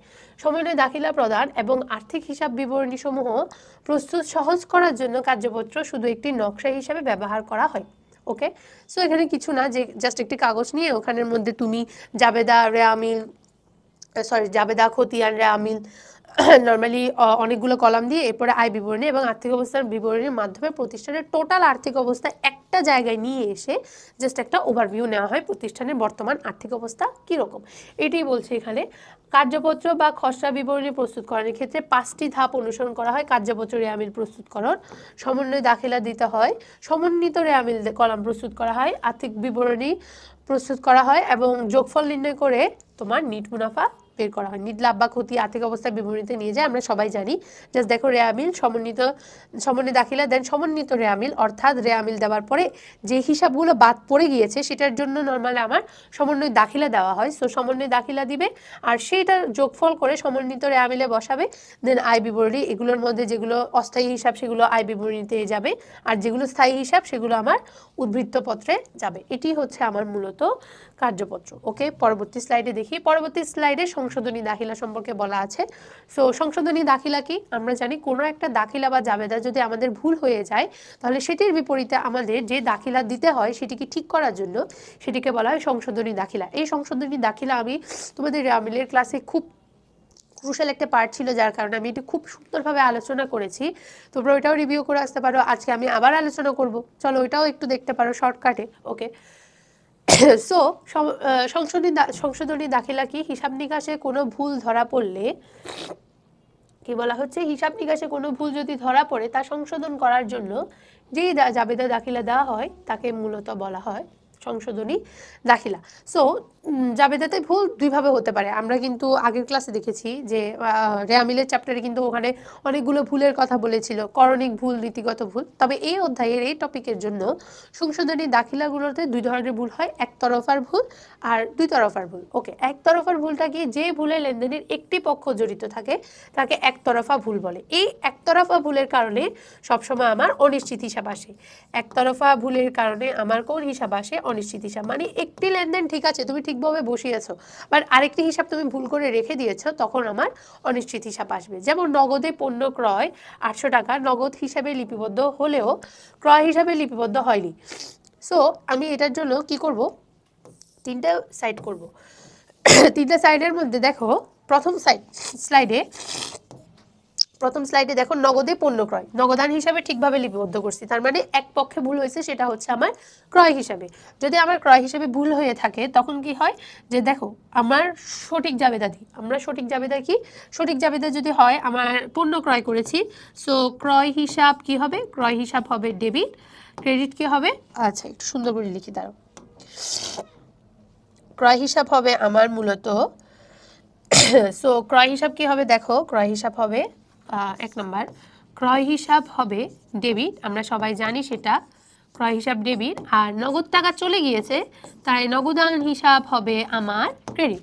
ওকে, আচ্ছা। আর ভুল জাবেদা কি দিয়েছি? ভুল জাবেদাটা বলছে কি যে না, তুমি নগদ টাকাটা ঠিক মতোই দিয়েছো, কিন্তু ক্রয় হিসাবে লিপিবদ্ধ হয়নি, মানে ক্রয় হিসাব যে ডেবিট করতে হবে সেই জিনিসটা তুমি লিপিবদ্ধই করনি। সো লিপিবদ্ধ না করলে এটা ভুল করেছো, ক্রয় হিসাব লিপিবদ্ধ করনি, আর নগদান হিসাবটা তুমি ঠিকঠাক লিখে দিয়েছো। তখন কি হয়, যেটা ঠিক লিখে দিয়েছো এখন সেটিকে তো পরিবর্তন করার পসিবিলিটি নেই, সেটিকে আমি কেনই বা পরিবর্তন করব? সো এই নগদান হিসাবের পরিবর্তে আমি যেই হিসাবটি লিখবো সেটি হচ্ছে আমার অনিশ্চিত হিসাব। কি লিখবো? অনিশ্চিত হিসাব। অনিশ্চিত হিসাব লিখবো। আর ডেবিট কি হবে? ডেবিট হবে আমার ক্রয় হিসাব, যেটি আমি লিখিনি বা যে জায়গাটা আমি ভুল করেছি, আর ডেবিটের পাশে যে জায়গাটা ছিল, ডেবিটটা যার জন্য বসতে হইতো ওটাই। সো এভাবে আমার সংশোধনী দাখিলা হয় তিনটা স্টেপে। প্রথমে আমি সঠিক জাবেদা লিখবো, এই জায়গায় হবে আমার সঠিক জাবেদা এক পক্ষের ভুলে, সো এদিকে হবে ভুল জাবেদাটা, এটা এক পক্ষ বা যে কোনো ভুলের ক্ষেত্রে তিনটে স্টেপ হবে। আর এখানে সংশোধনীটা দিব, এখানে কি দিব? আমি আমার সংশোধনীটা দিব। ওকে, বুঝতে পেরেছি আমরা? ওকে, চলো পরের স্লাইডে যাই। পরের স্লাইডে কি বলা আছে আমরা একটু খেয়াল করি। আরও কিছু জাবেদা সম্পর্কে বলা হয়ে থাকতে পারে। ওকে, চলো। আচ্ছা, দুই তরফার ভুলের ক্ষেত্রে কি হয়? চলো দুই তরফার ভুলটা আমরা একটু দেখি। যে ভুলে লেনদেনে দুটি পক্ষে জড়িত থাকে, অর্থাৎ আমি দুই দিকেই ভুল করেছি, সেক্ষেত্রে কিন্তু অনিশ্চিত হিসাব আসে না। সো যেমন এখানে একটা দেওয়া আছে, দেখো বিবিধ দেনাদারের নিকট হতে 15,000 টাকা কি বলেছে? নগদান হিসাবকে সঠিকভাবে 15,000 টাকা ধারা ডেবিট করা হয়েছে, কিন্তু দেনাদার হিসাবের পরিবর্তে সে বাই হিসাবে ক্রিয়েট করেছে, মানে দুইটা ভুল করে রেখেছি। ওটা হচ্ছে জাস্ট একটা ভুল, একটা হিসাবের ভুল, একটা হিসাব ঠিক। এক্ষেত্রে আমি একটা হিসাব তো ঠিক রেখেছি, বাট দুইটা ভুল করেছি। যে দেনাদার হওয়ার কথা আমি সেটাকে কি লিখে দিয়েছি? আই হিসাব। সো আমি আবার তিনটা স্টেপ করব, তিনটা স্টেপ এ জায়গায় আশা করি বুঝতে পারবা তোমরা। প্রথম স্টেপ কি হবে আমরা জানি, আমরা প্রথম স্টেপে দিব আমাদের সঠিক জাবেদাটা। সঠিক জাবেদা কি? আমার হচ্ছে দেনাদারের নিকট হতে আমি পেয়েছি, সো নগদান ডেবিট হবে, আমরা সবাই জানি। আর দেনাদার করতে হতো কি? আমার দেনাদার করতে হতো আমার করতে হতো হচ্ছে ক্রেডিট। দেনাদার হবে আমার কি? ক্রেডিট। কিন্তু ভুল কি করেছি? ভুল করেছে কি যে আমি নগদ টাকাটা ঠিক লিখেছি। নগদ টাকা ঠিক লিখার পরে দেনাদারকে ডেবিট করার পরিবর্তে আমি কি করেছি? দেখো নগদ ডেবিট করেছি, দেনাদারের পরিবর্তে আমি লিখে দিয়েছি সেবায়। দেনাদারের পরিবর্তে আমি লিখে দিয়েছি কি? সেবায়। সো নগদ টাকা তো ঠিক লিখেছি, সো নগদেরটা বিষয়টা আমার ভাবতে হবে না, এটি তো বরাবর ঠিক মতোই বসেছে টাকাটা। সো এখন সংশোধনী দিব, এটা তো ভুল যাবে না, তাই না? এটা ভুলটা। সো এখন আমি সংশোধনী দিব। সংশোধনী কি দিব? সেটা হচ্ছে দেনাদার কোন দিকে হওয়ার কথা ছিল, সঠিক জাবেদাটা দিয়ে দিব। দেনাদারের হওয়ার কথা ছিল ক্রেডিট পার্শ্বে, সো আমি দেনাদারকে ক্রেডিট দিকেই লিখবো। ঠিক তো? দেনাদার ক্রেডিট দিকে লিখবো। আর আই হিসাবের একটা এক্সট্রা ক্রেডিট দিকে যে আমি খুলে রেখেছি, সো এটা বন্ধ করে দিব। তাহলে এটা হয়ে যাবে, ধরো এটা ক্রেডিট দিকে লিখেছি, তো বন্ধ করার জন্য এটা ডেবিট দিকে। আর যদি সেবায় যদি আমার ডেবিট হতো, তখন কিন্তু আমি এটা ক্রেডিট দিকে লিখে বন্ধ করতাম। আশা করি বুঝতে পারছো। যে সঠিক জাবেদাটা আছে, সঠিক জাবেদাতে আমার কোনটা ভুল করেছি সেটা দেখবে, সেটা বরাবর সেই জায়গায় বসে যাবে। যেমন দেনাদারের জায়গায় বসে গিয়েছে। আর সেবা ক্রেডিট দিকে ভুল করেছি সেটা উল্টো পাশে লিখবো, ডেবিট দিকে লিখবো। ওকে, বুঝতে পারছি। এভাবে আমরা সলভ করবো। ওকে, আরেকটা দিয়েছে দেখো, এখানে কি ভুল করেছি যে বেতন বাবদ নগদ প্রদান 10,000 টাকা নগদান হিসাবে সঠিকভাবে লিখেছে। নর্মালি নগদান হিসাবে সবসময় সঠিকভাবে লেখা হয়, নগদানে তেমন একটা ভুল আমরা দেখতে পারি না, কিন্তু বেতন ব্যয় হিসাবের পরিবর্তে ভাড়া ব্যয় হিসাব লিখে দিয়েছে। তার মানে নামের একটা কিন্তু আমরা ভুল করে রেখেছি। সো আবার 3টা স্টেপ। প্রথম স্টেপে কি লিখবো আমরা, সঠিক জাবেদাটা লিখবো। সঠিক জাবেদা কি হওয়ার কথা, যে নগদান প্রদান করেছি, সো বেতন কিসের টাকা, বেতনের টাকা। তো বেতন হবে আমার ডেবিট, আমরা জানি সেটা, আর নগদান হবে আমার হচ্ছে ক্রেডিট, তাই না? বেতন হবে ডেবিট, নগদান হবে ক্রেডিট। আর এরপরে যদি দেখি আমরা, দেখো একটু খেয়াল করো, ভুল জাবেদা কি করেছি, বেতনের পরিবর্তে আমরা লিখে দিয়েছি ভাড়া। বেতনের পরিবর্তে আমরা কি লিখেছি, বেতনের পরিবর্তে আমরা মূলত লিখেছি ভাড়া। সো বেতনের পরিবর্তে আমরা লিখেছি হচ্ছে আমাদের ভাড়া, আর নগদ টাকা তো ঠিকই লিখেছি। সো এটা আমরা ভুল করেছি। এবার সংশোধনী জাবেদা দাখিলা দাও। সংশোধনী জাবেদা দাখিলায় বেতন কি হওয়ার কথা ছিল, ডেবিট দিকে হওয়ার কথা ছিল। এবার ভাড়া নামক একটা এক্সট্রা একটা হিসাব খুলে রেখেছি আমি ডেবিট করে। সো এটা কোন দিকে চলে যাবে, এটা উল্টা পাশে চলে যাবে, ভাড়া ক্রেডিট হয়ে যাবে। আশা করছি বুঝতে পারছো তোমরা, কোনো ধরনের কনফিউশন হওয়ার আশা করি কথা না। এইভাবে বুঝালে কারো কোনো কনফিউশন হওয়ার কথা না। সংশোধনী দাখিলা অনেকেই দিতে জানে না যে কিভাবে সংশোধনী দাখিলা দিতে হয়। সো আশা করছি এটার মাধ্যমে তোমরা বুঝতে পেরেছো কিভাবে সংশোধনী দাখিলা দেওয়া প্রয়োজন হয়। ওকে, আচ্ছা। আর এরপরে দেখো এখানে আরও কিছু ভুলের ধরন দেওয়া আছে, এগুলো একটু বাসায় পড়বা। যেমন আমি কয়েকটা পড়াই দিই তোমাদের। দেখো, প্রথমে অফিস সরঞ্জাম নগদে ক্রয় করেই ক্রয় হিসাবে লেখা হয়েছে। অফিস সরঞ্জাম যদি আমি নগদে ক্রয় করে ক্রয় হিসাবে লিখি, সো এগুলো নিজে বাসায় বসে বসে প্র্যাকটিস করবা। প্রথমে দেখতে হবে কোন পক্ষের ভুল, এক পক্ষের ভুল নাকি দুই পক্ষের ভুল। অফিস সরঞ্জাম নগদে ক্রয় করে ক্রয় হিসাবে লেখা হয়েছে। সো অফিস সরঞ্জাম যদি নগদে ক্রয় করি, জাবেদা কি হওয়ার কথা ছিল, জাবেদা হওয়ার কথা ছিল কি, যে আমার অফিস সরঞ্জাম ডেবিট, নগদান ক্রেডিট। বাট আমি অফিস সরঞ্জামের পরিবর্তে কি লিখে দিয়েছি, ক্রয়। তার মানে দুইটা লেনদেনের ভুল করেছি, তাই না? সো দুইটা লেনদেন যদি আমি ভুল করি, এক পক্ষের ভুল কি, এক পক্ষের ভুল হচ্ছে আমি টোটালি লিখিই নাই, যেমন ক্রয় হিসাব আমি টোটালি লিখিই নাই। ওকে, তাহলে এটা এক পক্ষের ভুল করেছি। বা ক্রয় হিসাবটাকে আমি ডেবিট করার কথা ছিল, ক্রেডিট করে দিয়েছি, জাস্ট একটা ভুল করেছি। বাট যদি আমি একটা হিসাবের পরিবর্তে আরেকটা হিসাব নিয়ে আসি, তাহলে সেক্ষেত্রে দুই পক্ষের ভুল হয়। সো আমার এখানে সঠিক জাবেদা কি হওয়ার কথা ছিল, সঠিক জাবেদা হওয়ার কথা ছিল অফিস, আমি শর্টকাট লিখছি দেখো, অফিস সরঞ্জাম ডেবিট হওয়ার কথা ছিল, আর ক্রেডিট হওয়ার কথা ছিল নগদান। ভুল করেছি কি, ভুল করেছি আমি অফিস সরঞ্জামের পরিবর্তে ক্রয় লিখে দিয়েছি, আর নগদ টাকা তো আমি ঠিকই লিখেছি, ওটা তো কোনো সমস্যা নেই। তাহলে এবার আমি আমার সংশোধনী জাবেদা দাখিলা দিব। সংশোধনী জাবেদা দাখিলা কিভাবে দিতে পারি, সেটি হচ্ছে অফিস সরঞ্জাম ডেবিট হওয়ার কথা ছিল, অফিস সরঞ্জামকে আমি ডেবিট দিকেই লিখব, আর ক্রেডিট কোন দিকে করব, ক্রয় ডেবিট হওয়ার কথা ছিল, যেটিকে আমরা ক্রেডিট দিকে লিখব। বুঝতে পেরেছি আমরা এভাবে। দেখি এরপরের জাবেদাগুলো একটু একটু ট্রাই করো তোমরা। যেমন পরবর্তীতে বেতন হিসাব প্রদান করা হয়েছে 1,000 টাকা, বেতন খরচ হিসাবে 100 টাকা লেখা হয়েছে। তার মানে এটা এক পক্ষের ভুল, এটা কিন্তু দুই পক্ষের ভুল না। আমি জাস্ট বেতন হিসাবটাকে ভুল করেছি, অন্য একটা হিসাব এনে ভুল করিনি। সো এখানে টাকার ফিগারে যেহেতু ভুল হয়েছে, তাই অবশ্যই আমার অনিশ্চিত হিসাব আসবে। 900 টাকা টাকার ফিগারে ভুল হয়েছে। সো ডেবিট কি হবে, আমরা এখানে জাবেদা ঠিকই লিখেছি যে বেতন ডেবিট হবে, আর হচ্ছে নগদ ক্রেডিট হবে, বেতন ডেবিট, নগদ ক্রেডিট। এখন ভুল করেছি কি, যে বেতন হিসাবে 1,000 টাকার পরিবর্তে 100 টাকা লিখেছি, সো 900 টাকা লিখিনি। তো এটার জন্য কি করতে হবে, এটার জন্য আমার করতে হবে কি, বেতন 900 আর অনিশ্চিত 900। আশা করছি বুঝতে পারছো তোমরা কিভাবে হবে। যেহেতু টাকার ফিগারে ভুল লিখেছি, সো আমি টাকার হিসাবটাকে ঠিক করব, যেহেতু এক পক্ষের ভুল তাই আমার অনিশ্চিত হিসাব আসবে। ওকে, আচ্ছা। এরপর দেখো, নগদে পণ্য বিক্রয় 4,500, কিন্তু নগদে পণ্য বিক্রয় বলছি কি আমার 4,500, কিন্তু বিক্রয় হিসাবে লিপিবদ্ধ করা হয়েছে 5,400।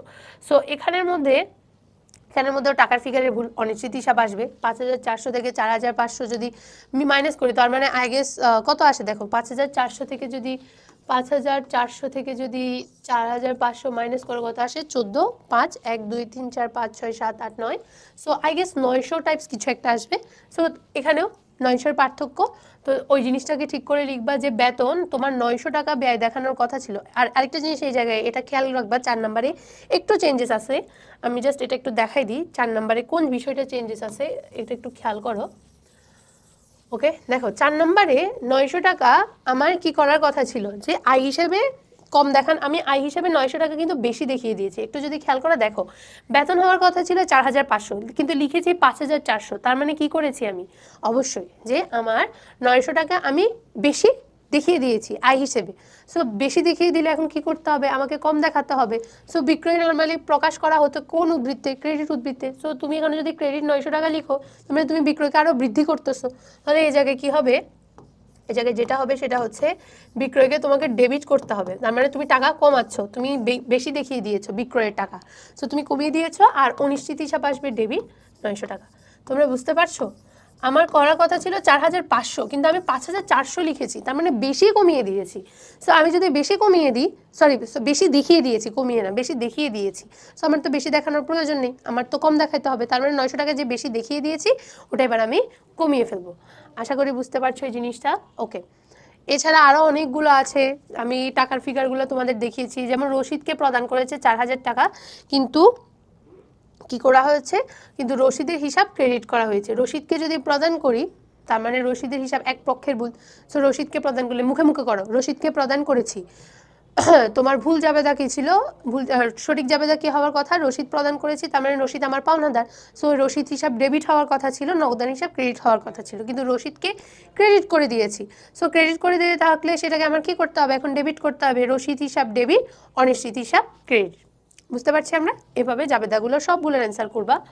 আশা করি তোমরা কোনো কনফিউশন হওয়ার কথা না। যা যা বিষয় একটু ট্রিকি ছিল আমি সেই জিনিসগুলো সলভ করে দিয়েছি। মেহেদি থেকে প্রাপ্ত রশিদের মতো মেহেদিটা হচ্ছে সলভ করবা। ওকে, কিছু রিলেটেড প্রিভিয়াস কোয়েশ্চেন্স দেওয়া আছে দেখো।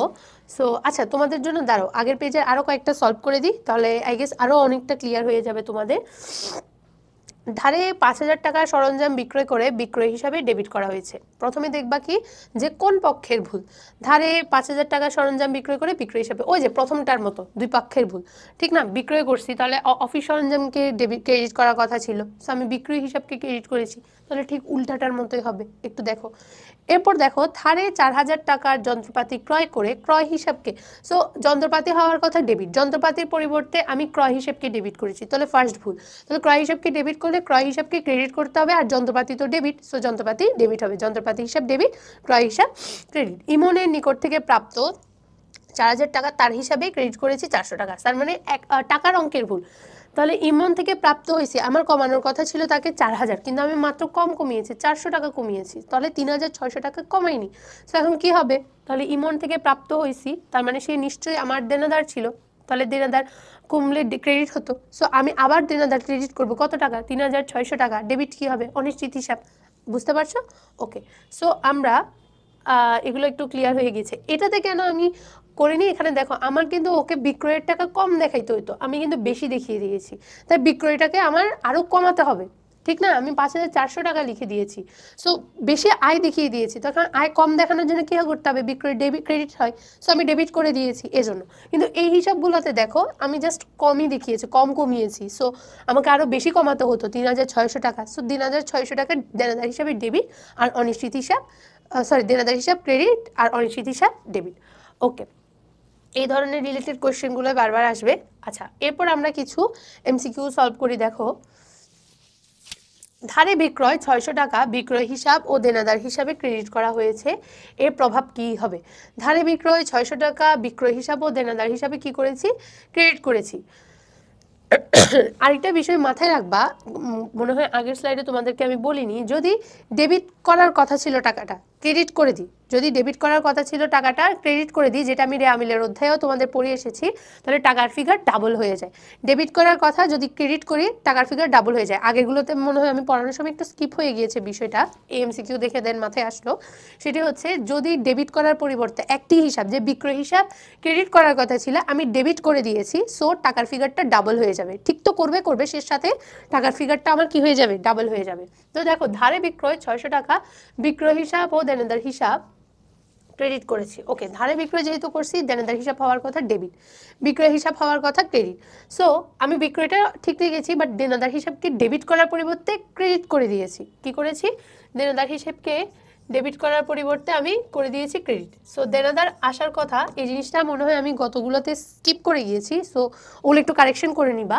আর হচ্ছে দেখেছে এটা ভুলই হয়, আমরা পড়ার সময় দেখা যায় কি যে অনেক বিষয় স্কিপ হয়ে যায়। আমি যেটা আগের বার একটু ভুল করে স্কিপ করে ফেলেছি অ্যান্ড ওইভাবে অ্যান্সার দিয়ে এসেছি, টাকার ফিগারটাকে চেঞ্জ না করে, তোমরা পরীক্ষার মধ্যে ওইটাই দাগিয়ে দিয়ে চলে আসবা, আমার মতো ভুল করবা। সো তোমাকে প্রত্যেকটা বেসিক, তুমি যা পড়েছো তোমার বেসিকটা ক্লিয়ার থাকতে হবে, শুধুমাত্র ক্লিয়ার না, তোমাকে মনেও রাখতে হবে বিষয়গুলো। তো মেমোরাইজিং পাওয়ার অনেক ভালোভাবে করতে হবে। সো দেখো দেনাদারের যে বিষয়গুলো আমরা দেখছি, দেখো দেনাদারে কি বলছে যে বিক্রয় হিসাব ও দেনাদার হিসাব ক্রেডিট করা হয়েছে, এর প্রভাব কি হবে। সো দেনাদারের হিসাবের টাকাটা আমি ভুল রেখেছি, দেনাদার হিসাব করার কথা ছিল আমার, ডেবিট করেছি ক্রেডিট। সো টাকার ফিগার ডাবল হবে, 1200 হবে, কেননা আমি ডেবিট ক্রেডিটে ভুল করেছি। মাথায় রাখবা, এটা লিখে রাখো খাতায়, যে ডেবিট ক্রেডিটে যদি ভুল করি, ডেবিট করার পরিবর্তে যদি ডেবিটের পরিবর্তে ক্রেডিট যদি করি, পরিবর্তে যদি ক্রেডিট করা হয়, সো টাকার ফিগার কি হয়? টাকা ডাবল হয়। টাকা কি হয়ে যাবে? আমার ডাবল হয়ে যাবে। কিভাবে ডাবল হয়ে যাবে? যেমন দেখো দেনাদারকে ডেবিট করার কথা ছিল, আমি ক্রেডিট করেছি। সো ভুল তো টাকার ফিগারেও করেছি এবং ডেবিট ক্রেডিটও ভুল করেছি। সো দেনাদার হিসাব হবে ডেবিট, আরেকটা আসবে সেটি হচ্ছে আমার অনিশ্চিত হিসাব 1200 টাকা। সো অনিশ্চিত হিসাবও আসবে 1200 টাকা। বুঝতে পারছি? সো এখানের মধ্যে কোনটা হবে? দেনাদার হিসাবে যে 1200 টাকা 1200 টাকা কম হয়েছে। অবশ্যই দেনাদার হিসাবে আমি লিখিই নেই, এই ভুলটা করার ফলে আমার কি হচ্ছে, আমার দেনাদার হিসাবে ডাবল টাকা 1200 টাকা কম দেখানো হবে। ওকে, কেননা আমি ডেবিট দিকে লিখে দিয়েছি। সো ডেবিট দিকে 1200 টাকা বেশি দেখাচ্ছে, 1200 টাকা আসছে, কিন্তু দেনাদার হিসাবের ওই পাশে ডেবিট কলামে কি হচ্ছে, যে 1200 টাকা আমার কম দেখানো হচ্ছে। সো এই জিনিসটা একটু দেখবা। আচ্ছা, বা বিক্রয় হিসাবে মূলত 1200 টাকা বেশি ধরা হয়েছে না, বিক্রয় হিসাব তো আমি ঠিকই লিখেছি, দেনাদার হিসাবে 1200 টাকা কম হয়েছে। মানে ওই যে বিক্রয়ের কলামের ওইদিকে আমি কি করেছি, 1200 টাকা দেখিয়েছি, বাট ডেবিট কলামে যে 1200 টাকা একটা টাকাও লিখিনি, এই জিনিসটা আমি দেখিনি। আচ্ছা, এরপরে দেখো 12,800 টাকার বেতন হিসাব বইতে 18,200 টাকা লেখা হয়েছে। সো বেতন আমি বেশি দিয়ে লিখেছি, টাকার ফিগারে ভুল করেছি। এখন কি জাবেদা হবে? জাবেদা হবে সেটা হচ্ছে আমার এই সংশোধনী এন্ট্রি টাকায় হবে কত, দুটা মাইনাস করবা, দেখবা হয়তো 5,400 আসবে। বেতন দেওয়ার কথা ছিল 12,800, কিন্তু দেখিয়ে দিয়েছে 18,200, মানে বেশি দিয়ে দিয়েছি, খরচ বেশি দেখিয়ে দিয়েছি। সে খরচ এখন কমাতে হবে, বেতন আমার করতে হবে ডেবিট, আর ক্যাশ করতে হবে, বেতন করতে হবে ক্রেডিট, ক্যাশ করতে হবে আমার ডেবিট। কত টাকা? 5,400 টাকা। একটি বিক্রয় ফেরত মূলক্রমে দৈনিক ক্রয় বহিতে লিপিবদ্ধ হয়েছে। সঠিক সংশোধনী শুদ্ধিকরণ জাবেদা কোনটি? বিক্রয় ফেরত ভূলক্রমে দৈনিক ক্রয় বহিতে লেখা হয়েছে। নর্মালি বিক্রয় ফেরত যায় আমরা বিশেষ জাবেদা সাধারণ জাবেদায় পড়েছি, মনে আছে কিনা দেখো, যে বিক্রয় ফেরত এবং ক্রয় ফেরত জাবেদা যায় বিক্রয় ফেরত বহি আর ক্রয় ফেরত বহিতে। বাট আমি এখানে কি করেছি, বিক্রয় ফেরত ভূলক্রমে দৈনিক ক্রয় বইতে লিপিবদ্ধ করে ফেলেছি। দৈনিক ক্রয় বই মানে হচ্ছে আমি ওই যে ধারে ক্রয়ের বইয়ে লিপিবদ্ধ করে ফেলেছি, বা ক্রয় বইয়ে লিপিবদ্ধ করে ফেলেছি। সো এই জায়গায় ভুল হচ্ছে কি, যে বিক্রয় ফেরতের জাবেদা কি হওয়ার কথা, বিক্রয় ফেরতের জাবেদা আমার হওয়ার কথা বিক্রয় ফেরত করেছি, তার মানে আমার কি হয়েছে, বিক্রয় ফেরত ডেবিট হবে, যেহেতু এটা দেনাদারকে এটা আবার হ্রাস করে, সো দেনাদার হিসাব ক্রেডিট হবে। বাট এখন যেহেতু আমি ক্রয় বইতে লিখে ফেলেছি, সো ক্রয় বইতে দেনাদারকে বেশি দেখানো হয়, দেনাদারকে ডেবিট করা হয়। কি করা হয়? আমার দেনাদারকে আমার ডেবিট করা হয় ক্রয় বইতে। বিক্রয়টাকে যদি ক্রয় বইতে লিখলে পাওনাদার, দেনাদারও বলছি, ভুল হয়েছে জিনিসটা। সো এখানে ক্রয় বইতে লিখার মানে কি, ক্রয় বইতে লিখার মানে হচ্ছে আমি ক্রয় হিসাব ডেবিট আর পাওনাদার হিসাব ক্রেডিট করেছি, তাই না? সো আমি ভুল করেছি জিনিসটা। সো জাবেদা কি হবে? জাবেদা হবে এই জিনিসটাকে, জাবেদারটা ঠিক রাখবো, বিক্রয় ফেরত দেনাদার, আর এটাকে উল্টাই দিব, যেহেতু আমরা এটা ভুল করেছি, পাওনাদারকে ডেবিট করে দিব, ক্রয়কে ক্রেডিট করে দিব। পাওনাদারকে কি করে দিব? ডেবিট করে দিব, ক্রয়কে করে দিব ক্রেডিট। সো দেখি অপশানে কীরকম আছে, পরীক্ষায় আসলে এভাবেই লিখবা, বাট এখানে অপশানে দেখো বিক্রয় ফেরত ডেবিট, অবশ্যই ডেবিট, ক্রয় ক্রেডিট। হ্যাঁ, ক্রয় ডেবিট হবে না, আই গেস এটার অ্যান্সার শুদ্ধ হবে এই 1 নাম্বারটা, যেহেতু আমার পুরোটাই ভুল হয়েছে। সো বিক্রয় ফেরত ডেবিট দিকে হবে, আর এটাকে তো আমি উল্টা করে দিব, এটা তো ভুল জাবেদা করেছি, তাই না? এটা ভুল জাবেদা করলে এটাকে যদি উল্টা করে দিই, ক্রয় হয়ে যাবে আমার ক্রেডিট, আর পাওনাদার হয়ে যাবে আমার মূলত ডেবিট। আশা করছি বুঝতে পারছি। সো ক্রয় হবে ক্রেডিট, বিক্রয় ফেরত হবে আমার ডেবিট। ওকে, সো এর পরের ধাপে যাই, আমরা পরের স্লাইডে যাই। আচ্ছা আচ্ছা, আমরা কোনটা করেছি? হ্যাঁ, 3 নম্বরের এটা, আর 4 নম্বরটা একটু সলভ করে দিই যেহেতু লাস্ট আছে। দেখো, নিম্নলিখিত ভুলটি, আচ্ছা এটা মনে হয় একটু কোয়েশ্চেনে ভুল আছে, নিম্নলিখিত কোন ভুলের কথা বলা হচ্ছে আসলে জানা নেই। সো আচ্ছা, এটা তোমরা অ্যান্সার করেছো, তোমরা বুঝতে পেরেছো যে কি ধরনের কোয়েশ্চেন আসতে পারে। ওকে, ও ও আমরা একটু অনেক আগে চলে গেছি, একটু ব্যাংক সমন্বয় বিবরণী হয়তো এখন এর আমাদের টপিক। হ্যাঁ, ব্যাংক সমন্বয় বিবরণী, ব্যাংক মিলকরণ বিবরণী, ব্যাংক সমন্বয় বিবরণী, অনেকে অনেক নামে ডাকে এটাকে। ব্যাংক সমন্বয় বিবরণী মানে কি? সেটি হচ্ছে যে আমার নগদান জেরের সাথে ব্যাংকের জেরের মিল আছে কিনা সেটি দেখার জন্য মূলত ব্যাংক একটা জের ফলো করে আমানতকারীর, আমি একটা জের ফলো করব আমার নিজের। সো এই দুইটার মধ্যে আমার মূলত মিল আছে কিনা বা সেটার জন্য হিসাবকাল শেষে যে বিবরণী করা হয়, যে ব্যাংক এবং পাসবহি এবং নগদান বহি, পাসবহি মানে ব্যাংক বই আর নগদান বইয়ের মধ্যে মানে সমতা আছে কিনা সেটি দেখার জন্য, বা ডিফারেন্স আছে কিনা, দুইটার মধ্যে ডিফারেন্স কতটুকু সেটি দেখার জন্য একটি খাতায় বা খসড়া কাগজে বা যে কোনো জায়গায় যে বিবরণী সংরক্ষণ করা হয় বা যে বিবরণী করা হয় তাকেই মূলত বলা হয় ব্যাংক মিলকরণ বিবরণী। খুবই একটা কি বলবো, একটা বিরক্তকর একটা চ্যাপ্টার। কজ এত বিরক্ত লাগে আমার, যখন আমি ইন্টারে ছিলাম আমার এত বিরক্ত লাগতো এমসিকিউ সলভ করতে। কি রে, প্রতিমধ্যে জমা তোমার হচ্ছে যোগ করার কথা, এটা বিয়োগ কেন করে বসে আছে, বা হচ্ছে কিরে এটা কেন করেছে, এটা কার ভুল ছিল, নগদের ভুল ছিল নাকি ব্যাংকের ভুল ছিল, এগুলো নিয়ে এত কনফিউশন ক্রিয়েট হয়। আর সেটি থেকে সলভ করতে গিয়ে প্রশ্নের যে এত প্যারা লাগে, যেটা হচ্ছে ভাবনার অতীত। আমারও লাগতো, কিন্তু পরবর্তীতে আস্তে আস্তে যখন এটাকে একটু সময় দিয়েছি, কারণ এখান থেকে কিন্তু কোয়েশ্চেন মাস্ট আসে, সো যখন একটু সময় দিয়েছি দেন বুঝতে পেরেছি আচ্ছা এটা এইভাবে হয়। তোমাকে ভাবতে হবে, যখন কিছু বলা থাকবে না যে ব্যাংক বই অনুসারে শুরু বা নগদান বই অনুসারে শুরু হয়েছে, তখন তোমাকে নিউট্রাল ভাবতে হবে, নিরপেক্ষ ভাবতে হবে। প্রথমে বুঝতে হবে কার ভুল ছিল, দেন সেই সংশোধন করবে। এই জিনিসগুলো এই অধ্যায়ের ক্ষেত্রে দেন পরবর্তীতে অনেক পরে এসে বুঝতে পেরেছি, বা স্টুডেন্ট পড়াতে পড়াতে ক্লিয়ার হয়েছে। বিশ্বাস করো, এডমিশন জার্নিতে এই চ্যাপ্টারটা আমার নিজেরই বিরক্ত লাগতো, এমসিকিউ সলভ করতে পারতাম না। আস্তে আস্তে সময় দিতে দিতে এমসিকিউ বেশি বেশি সলভ করতে করতে দেন বুঝলাম যে এখানের এমসিকিউগুলো সলভ করার টেকনিকগুলো কী কী। সো আমিও তোমাদের সাথে শেয়ার করবো, একটু ভালো করে মনোযোগ দাও। দেখো তো এখানে কি বলা আছে, দেখো আমানতকারী নগদান বই ব্যাংক কর্তৃপক্ষের ব্যাংক বই অথবা পাস বইয়ের মধ্যে যে গড়মিল হয় তা চিহ্নিত করে মিলকরণ করা হলে তাকে বলা হয় ব্যাংক সমন্বয় বিবরণী। এই চ্যাপ্টারের গুরুত্বপূর্ণ প্রশ্নগুলো কি? ব্যাংক সমন্বয় বিবরণী তৈরি করেন আমানতকারী, ব্যাংক বই অথবা পাস বই তৈরি করে ব্যাংক কর্তৃপক্ষ, নগদান বই তৈরি করে আমানতকারী, আমরা সবাই এগুলো জানি অলরেডি। ব্যাংক সমন্বয় বিবরণী তৈরি করা হয় পূর্ণ প্রকাশের নীতি অনুযায়ী। এটা খুবই 5 স্টার, এটা এমসিকিউতে আসে। নীতির চ্যাপ্টারগুলো তুমি যে অধ্যায়ে যাও না কেন তোমাকে অবশ্যই নীতির অধ্যায়গুলো পড়তে হয়, কেননা প্রত্যেকটা চ্যাপ্টারে অবচয় চ্যাপ্টার যাও কোন নীতি অনুসারে অবচয় করা হলো, তুমি আর্থিক অবস্থার বিবরণী করো কোন নীতি অনুসারে আর্থিক অবস্থার বিবরণী করা হলো, এগুলো খুব বারবার আসে। সো এখানে তোমাকে তাই নীতিটা আমার ধারণা থাকতে হবে, এটি কোনো হিসাব নয়, শুধুমাত্র এটি একটি বিবরণী। ওকে, পূর্ণপ্রকাশ নীতি অনুযায়ী এটি প্রস্তুত করা হয়। নিম্নে ব্যাংক বিবরণীর একটি নমুনা তৈরি করা হলো। পূর্ণপ্রকাশ মানে এখানে সবকিছু তোমাকে ডিসক্লোজ করতে হবে। ওকে, আচ্ছা পরবর্তীতে দেখো এখানে একটা দিয়ে দেওয়া আছে, তোমাকে একটা ডেমো দিয়ে দেওয়া আছে, তোমরা একটু পড়বা কোনগুলো যোগ হয়। ট্রানজিটে জমাগুলো পরিবহনাধীন বা ব্যাংক, যেমন আদায়ের জন্য পাঠানো চেক যেটি এখনো আদায় হয়নি সেগুলোকে মূলত ট্রানজিটে জমা বলে। যেমন আমার দেনাদার আমার কাছে পাওনাদার বলা যায় না, দেনাদার আমার কাছে চেক এনে বলেছে যে নাও এটি হচ্ছে তুমি আমার থেকে এত টাকা পেতে, তুমি এখান থেকে টাকাটা নিয়ে নাও। সো আমি আমার একটা অফিসের স্টাফকে বললাম যে চেকটা নিয়ে গিয়ে ব্যাংকে গিয়ে ভাঙে আসে। এখন ওর হঠাৎ করে রাস্তার মাঝখানে মনে পড়লো ও আমার তো গ্রামের বাড়ি যাওয়ার কথা, সো ওর চেকটা পকেটে ঢুকে গ্রামের বাড়ি চলে গেল। তার মানে আমি ওকে চেকটা দিলাম টাকা উত্তোলনের জন্য বা আদায় করার জন্য, সো সেই চেকটা জমা না দিয়ে সে গ্রামের বাড়িতে বেড়াতে চলে গেল। সো আদায়ের জন্য দেওয়া চেক সে এখনো ব্যাংকে উপস্থিতি করতে পারেনি, অনাদায়ী চেক, যেটাকে আবার প্রতিমধ্যে চেক বা ট্রানজিটে জমা এগুলো বলা হয়। এরপরে আসে বকেয়া চেক সমূহ যেগুলো যোগ করতে হয়। ঠিক আছে, যোগ করতে হয় মানে কি, যদি আমি ব্যাংক বিবরণী অনুযায়ী শুরু করি, কোন অনুযায়ী শুরু করি, ব্যাংক বিবরণী অনুযায়ী। ব্যাংক বিবরণী অনুযায়ী শুরু করলে ব্যাংক সবসময় নগদানকে ফলো করে। এখন নগদান তো আমি তো ভেবে বসে আছি, আমি তো জানি না গ্রামের বাড়িতে ঘুরতে গিয়েছে, আমি জানি কি সে টাকাটা আদায় করে নিয়ে এসে চলে এসেছে, তার সাথে দেখা হয়নি, টাকাটা নিতে পারিনি, সো আমি তো যোগ করে বসে আছি, কিন্তু ব্যাংক তো যোগ করেনি। আর ব্যাংক বিবরণী অনুযায়ী যদি শুরু করে তাহলে ব্যাংক ফলো করে সবসময় নগদানকে। তো এই জায়গায় নগদান যোগ করে। অপরিশোধিত বা বকেয়া চেক সমূহ এটা হচ্ছে বাদ দিতে হয়। এটা কেন বাদ দিতে হয় আমি তোমাদেরকে বলি। সেটি হচ্ছে আমি পাওনাদারকে চেক দিলাম, বললাম যে আমার অ্যাকাউন্ট থেকে টাকাটা তুলে নিয়ে আসো, পাওনাদার যায়নি, সো আমি তো আমার হিসাব থেকে টাকা বাদ দিয়ে বসে আছি, কিন্তু সে তো তার হিসাব থেকে বাদ দিইনি, তাই এখানে বাদ দিতে হবে। মানে ব্যাংক ভাববে কি ব্যাংক নগদানকে ফলো করছে, আমি বাদ দিয়েছি তাই ব্যাংকেরও বাদ দিতে হবে।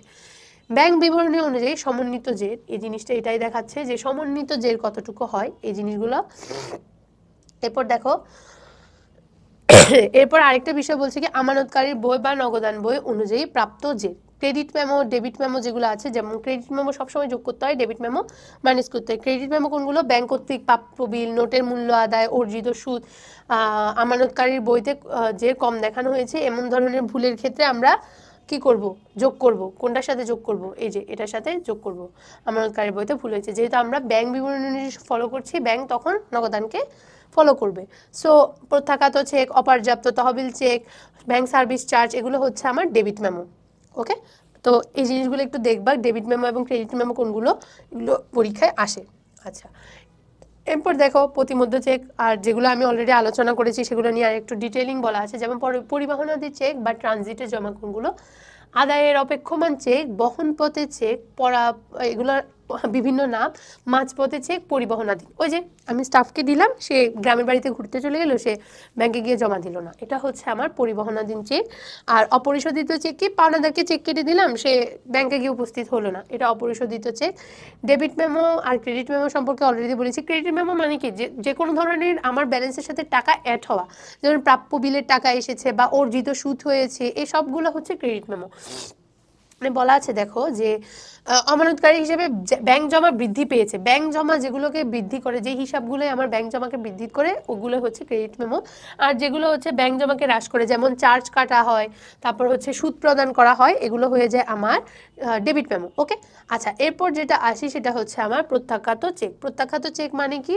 প্রত্যাখ্যাত চেক বা প্রত্যাখ্যাত বিল, এটা কিরকম? এটা হচ্ছে মূলত আমার দেখো যে প্রাপ্য বিল, যেমন দেখো তুমি আমার কাছে একদিন এসে বলছো কি যে আমার 3 মাস পরে তোমাকে আমি টাকা দিব, এতটুকু এতটুকু পণ্য আমি তোমার থেকে কিনেছিলাম, তুমি হচ্ছে নাও চেক টেক দিয়ে দিলাম, এটা 3 মাস পরে তুমি উত্তোলন করবা। সো আমি একটা বিলের সাইন করে দিলাম, ঠিক আছে 3 মাস পরে। তুমি যাওয়ার 1 মাস পরে আমার টাকার খুবই প্রয়োজন, আমি কোথাও থেকে টাকা পাচ্ছি না, কোনো একটা ইম্পর্টেন্ট কাজের জন্য আমার টাকার প্রয়োজন, সো আমার টাকাটা এখন লাগবে। সো আমি কি করলাম? ব্যাংকের কাছে গেলাম, তোমার দেওয়া বিলটা ভাঙিয়ে বললাম যে ভাই আমার প্লিজ টাকা দেন, আমার টাকার খুবই প্রয়োজন, বাট এটার মেয়াদ 3 মাস পরে শেষ হবে, প্লিজ আপনি যদি আমাকে হেল্প করতেন। ব্যাংক বলে আচ্ছা ঠিক আছে, আমি তোমাকে এখনই টাকা পরিশোধ করে দিচ্ছি। তুমি ঠিক 3 মাস পরে গিয়ে কি করবে যে হচ্ছে এই টাকাটা তুমি যার প্রাপ্য বিল তার থেকে টাকাটা আমি কি করব? সংগ্রহ করে নিব। সো আমি বললাম ওকে। সো আমাকে সে মেন যে টাকাটা থাকে, যে প্রাপ্য বিলের মেন ফিগারে যে টাকাটা থাকে তার ঠিক কিছু কম সে আমাকে পরিশোধ করে। লাইক ধরো 5,000 টাকার প্রাপ্য বিল ছিল, সে আমাকে বললো যে আমি তোমাকে কিন্তু 4,500 দিব, কারণ এটার মেয়াদ পূরণ হয়নি, মেয়াদ পূরণের আগে আমি তোমাকে টাকা দিয়ে সাহায্য করছি, সো 4,500 টাকা দিব। আমি বললাম ওকে ঠিক আছে দেন। আর 3 মাস হওয়ার পরে ব্যাংক তোমার কাছে যাবে, বলবে যে তোমার এরকম একটা বিল প্রিয়ন্তী দিয়েছে, সো তুমি আমাকে এখন 5,000 টাকা পরিশোধ করো। সো তোমাকে যখন আমি এখন 5,000 টাকা পরিশোধ করব, সরি তুমি এখন ব্যাংকে পরিশোধ করবা। এখন তুমি বলছো কি যে আচ্ছা নেন, সমস্যা নেই, আমার থেকে 5,000 টাকা নেন, আমার ব্যাংকের অ্যাকাউন্ট এটা নেন। ব্যাংক তোমার অ্যাকাউন্টে গিয়ে দেখলো তোমার অ্যাকাউন্টে কোনো টাকাই নেই, তুমি টাকা পরিশোধে অপারগতা, মানে বলছো কি যে আমরা টাকা পরিশোধ করতে পারবো না।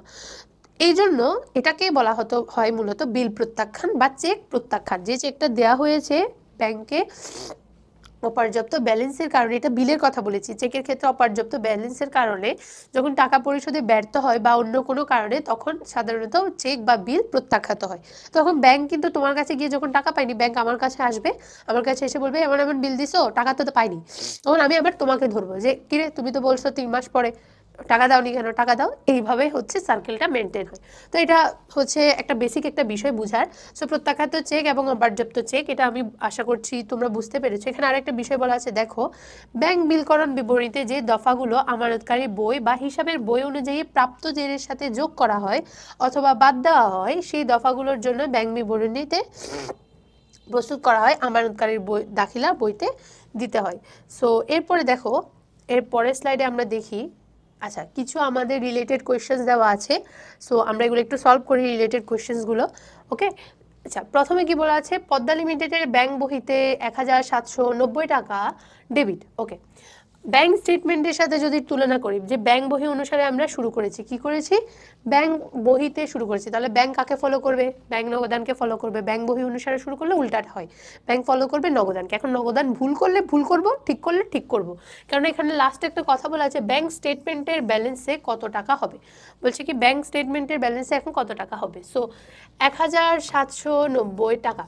ওকে, এবার এখন 1040 টাকা ব্যাংকে উপস্থাপিত হয়নি। এখন আমি তো বলছি কি যে আমি তো তোমারে 1040 টাকা দিয়ে দিয়েছি, বলছে কি যে 1040 টাকা এখনো ব্যাংকে কি করতে পারেনি, উপস্থাপন করতে পারেনি। আচ্ছা, বলেছে কি পদ্মা লিমিটেডের ব্যাংক বহিতে, ও আচ্ছা, এই ভুলটা আমি তোমাদের ক্লাস করানোর সময় দেখেছো, এই হ্যাবিটটা আমি এখনো পর্যন্ত সরাতে পারিনি। সেটি হচ্ছে, আমি তোমাদের বিগত ক্লাসগুলোতেও দেখবা যখন প্রশ্ন করায় অনেকক্ষণ ধরে টানা ক্লাস নিত, প্রায় একদম 1 ঘন্টা 2 ঘন্টা পর্যন্ত কিন্তু টানা ক্লাস নিচ্ছি, তো যার কারণে মাথায় ব্রেনে একটা স্থিরতা ভাব বা ধীরতা ভাব চলে আসে, যার কারণে আমি চাইছিলাম কি যে আমি এই এমসিকিউটা তাড়াতাড়ি তোমাদের যেখানে মেইন প্রবলেম সেটা সলভ করে দিব, দেন তোমরা বুঝতে পারবে। যার কারণে আমি যে ভুলটা করি সেটা হচ্ছে পুরো কোশ্চেন পড়ি না। তোমরাও পরীক্ষার হলে এই ভুলটা করবা কি যে আমি প্রশ্ন সলভ করছি, আমি পড়ছি, মাথা পুরো এক্সস্টেড, আমি আগের দিন রাতে এত পর্যন্ত ঘুমিয়েছি, এত বাজে অবস্থা, পরের দিন হচ্ছে এসে পরীক্ষা দিয়েছি, মাথা এত বেশি এক্সস্টেড যে আমি কিছু ভাবতেই পারছি না, সেখানে যে প্রশ্ন ভালো করে পড়ে অ্যান্সার করব সেটা তো অনেক দূরের কথা। এই যে আমার মতো অসুস্থ প্লাস এতক্ষণ ধরে ক্লাস নেওয়ার কারণে মাথা এত বেশি এক্সস্টেড হয়ে গিয়েছে যে প্রশ্ন পড়তে পারিনি। এখন আমি এটা নিয়ে এত বেশি লেকচার দেওয়ার কারণ কি, এই ভুলটা আমি এডমিশন টাইমেও করেছি অ্যান্ড অনেকগুলো এমসিকিউ ভুল লাগিয়ে দিয়ে চলে এসেছি। সো তোমরা এই ভুলটা করবে না, ভালো করে কোয়েশ্চেনটা পড়বা। এখন কি ভুল করেছি সেটা দেখো, যে দেখো এখানে বলেছে পদ্মা লিমিটেডের ব্যাংক বহি থেকে, পদ্মা লিমিটেড মানে আমানতকারী, কে, আমানতকারী। সো আমানতকারী কি করে, আমানতকারীর বই তো মানে হচ্ছে নগদান বই। সো নগদান বই অনুসারে যদি আমার ব্যাংক শুরু হয়, নগদান বই অনুসারে যদি হয়, সো নগদ কাকে ফলো করবে, ব্যাংককে ফলো করবে। এই জায়গায় আমি ভুলটা করেছি, আমি বলেছি কি যে না, এটা না ব্যাংক বই অনুসারে শুরু হয়েছে, পদ্মা লিমিটেডটা পড়িই নেই ভালো করে। সো এই জন্য এই ছোট ছোট মিস্টেকগুলো তোমরা একটু দেখবে। সো নগদান বই অনুসারে যেহেতু শুরু হয়েছে, নগদ ফলো করবে ব্যাংককে। সো ব্যাংকেও যদি ফলো করে, ব্যাংক এখন যেটা করেছে নগদকেও সেটা করতে হবে। ব্যাংক ভুল করলে নগদানেরও ভুল করতে হবে, ব্যাংক ঠিক করলে নগদানেরও ঠিক করতে হবে। তো এখন দেখো, এখনো 1040 টাকার একটি চেক ব্যাংকে উপস্থাপিত হয়নি। সো 1040 টাকার চেক, এটা হবে উপস্থাপিত না হলে আমি তো অলরেডি বিয়োগ দিয়ে বসে আছি, সো এটা এখন যোগ করতে হবে। যোগ করো, কত আসে, 9 4 13, 3 হাতে আছে 1, 7 রেখে 8, 2, আই গেস 2830 টাকা। এবার 820 টাকা এখন আমানত ক্রেডিট হয়নি, তার মানে কি আমি টাকা জমা দিয়েছি কিন্তু জমা এখনো হয়নি। কত টাকা, 820 টাকা। সো আমি যোগ করে বসে আছি, নগদান যোগ করে বসে আছি, কিন্তু ব্যাংক তো যোগই করেনি, সো ব্যাংকে ফলো করছি, তাই 820 টাকা মাইনাস করতে হবে। 820 টাকা মাইনাস করলে দিকে আসবে 2010 টাকা। সো অ্যান্সার শুদ্ধ গ নাম্বার। ওকে, বুঝতে পারছি আমরা। ওকে, দেখো এরপরে কি বলেছে, এই ভুলটি ব্যাংক সম্পন্নের বিবরণীতে কিভাবে দেখাতে হবে। পরের ভুলটি দেখো, আমরা একটু ইরেজ করে দিই, তাহলে আমরা প্রশ্নটা ভালো করে পড়তে পারবো। এরপর খেয়াল করো,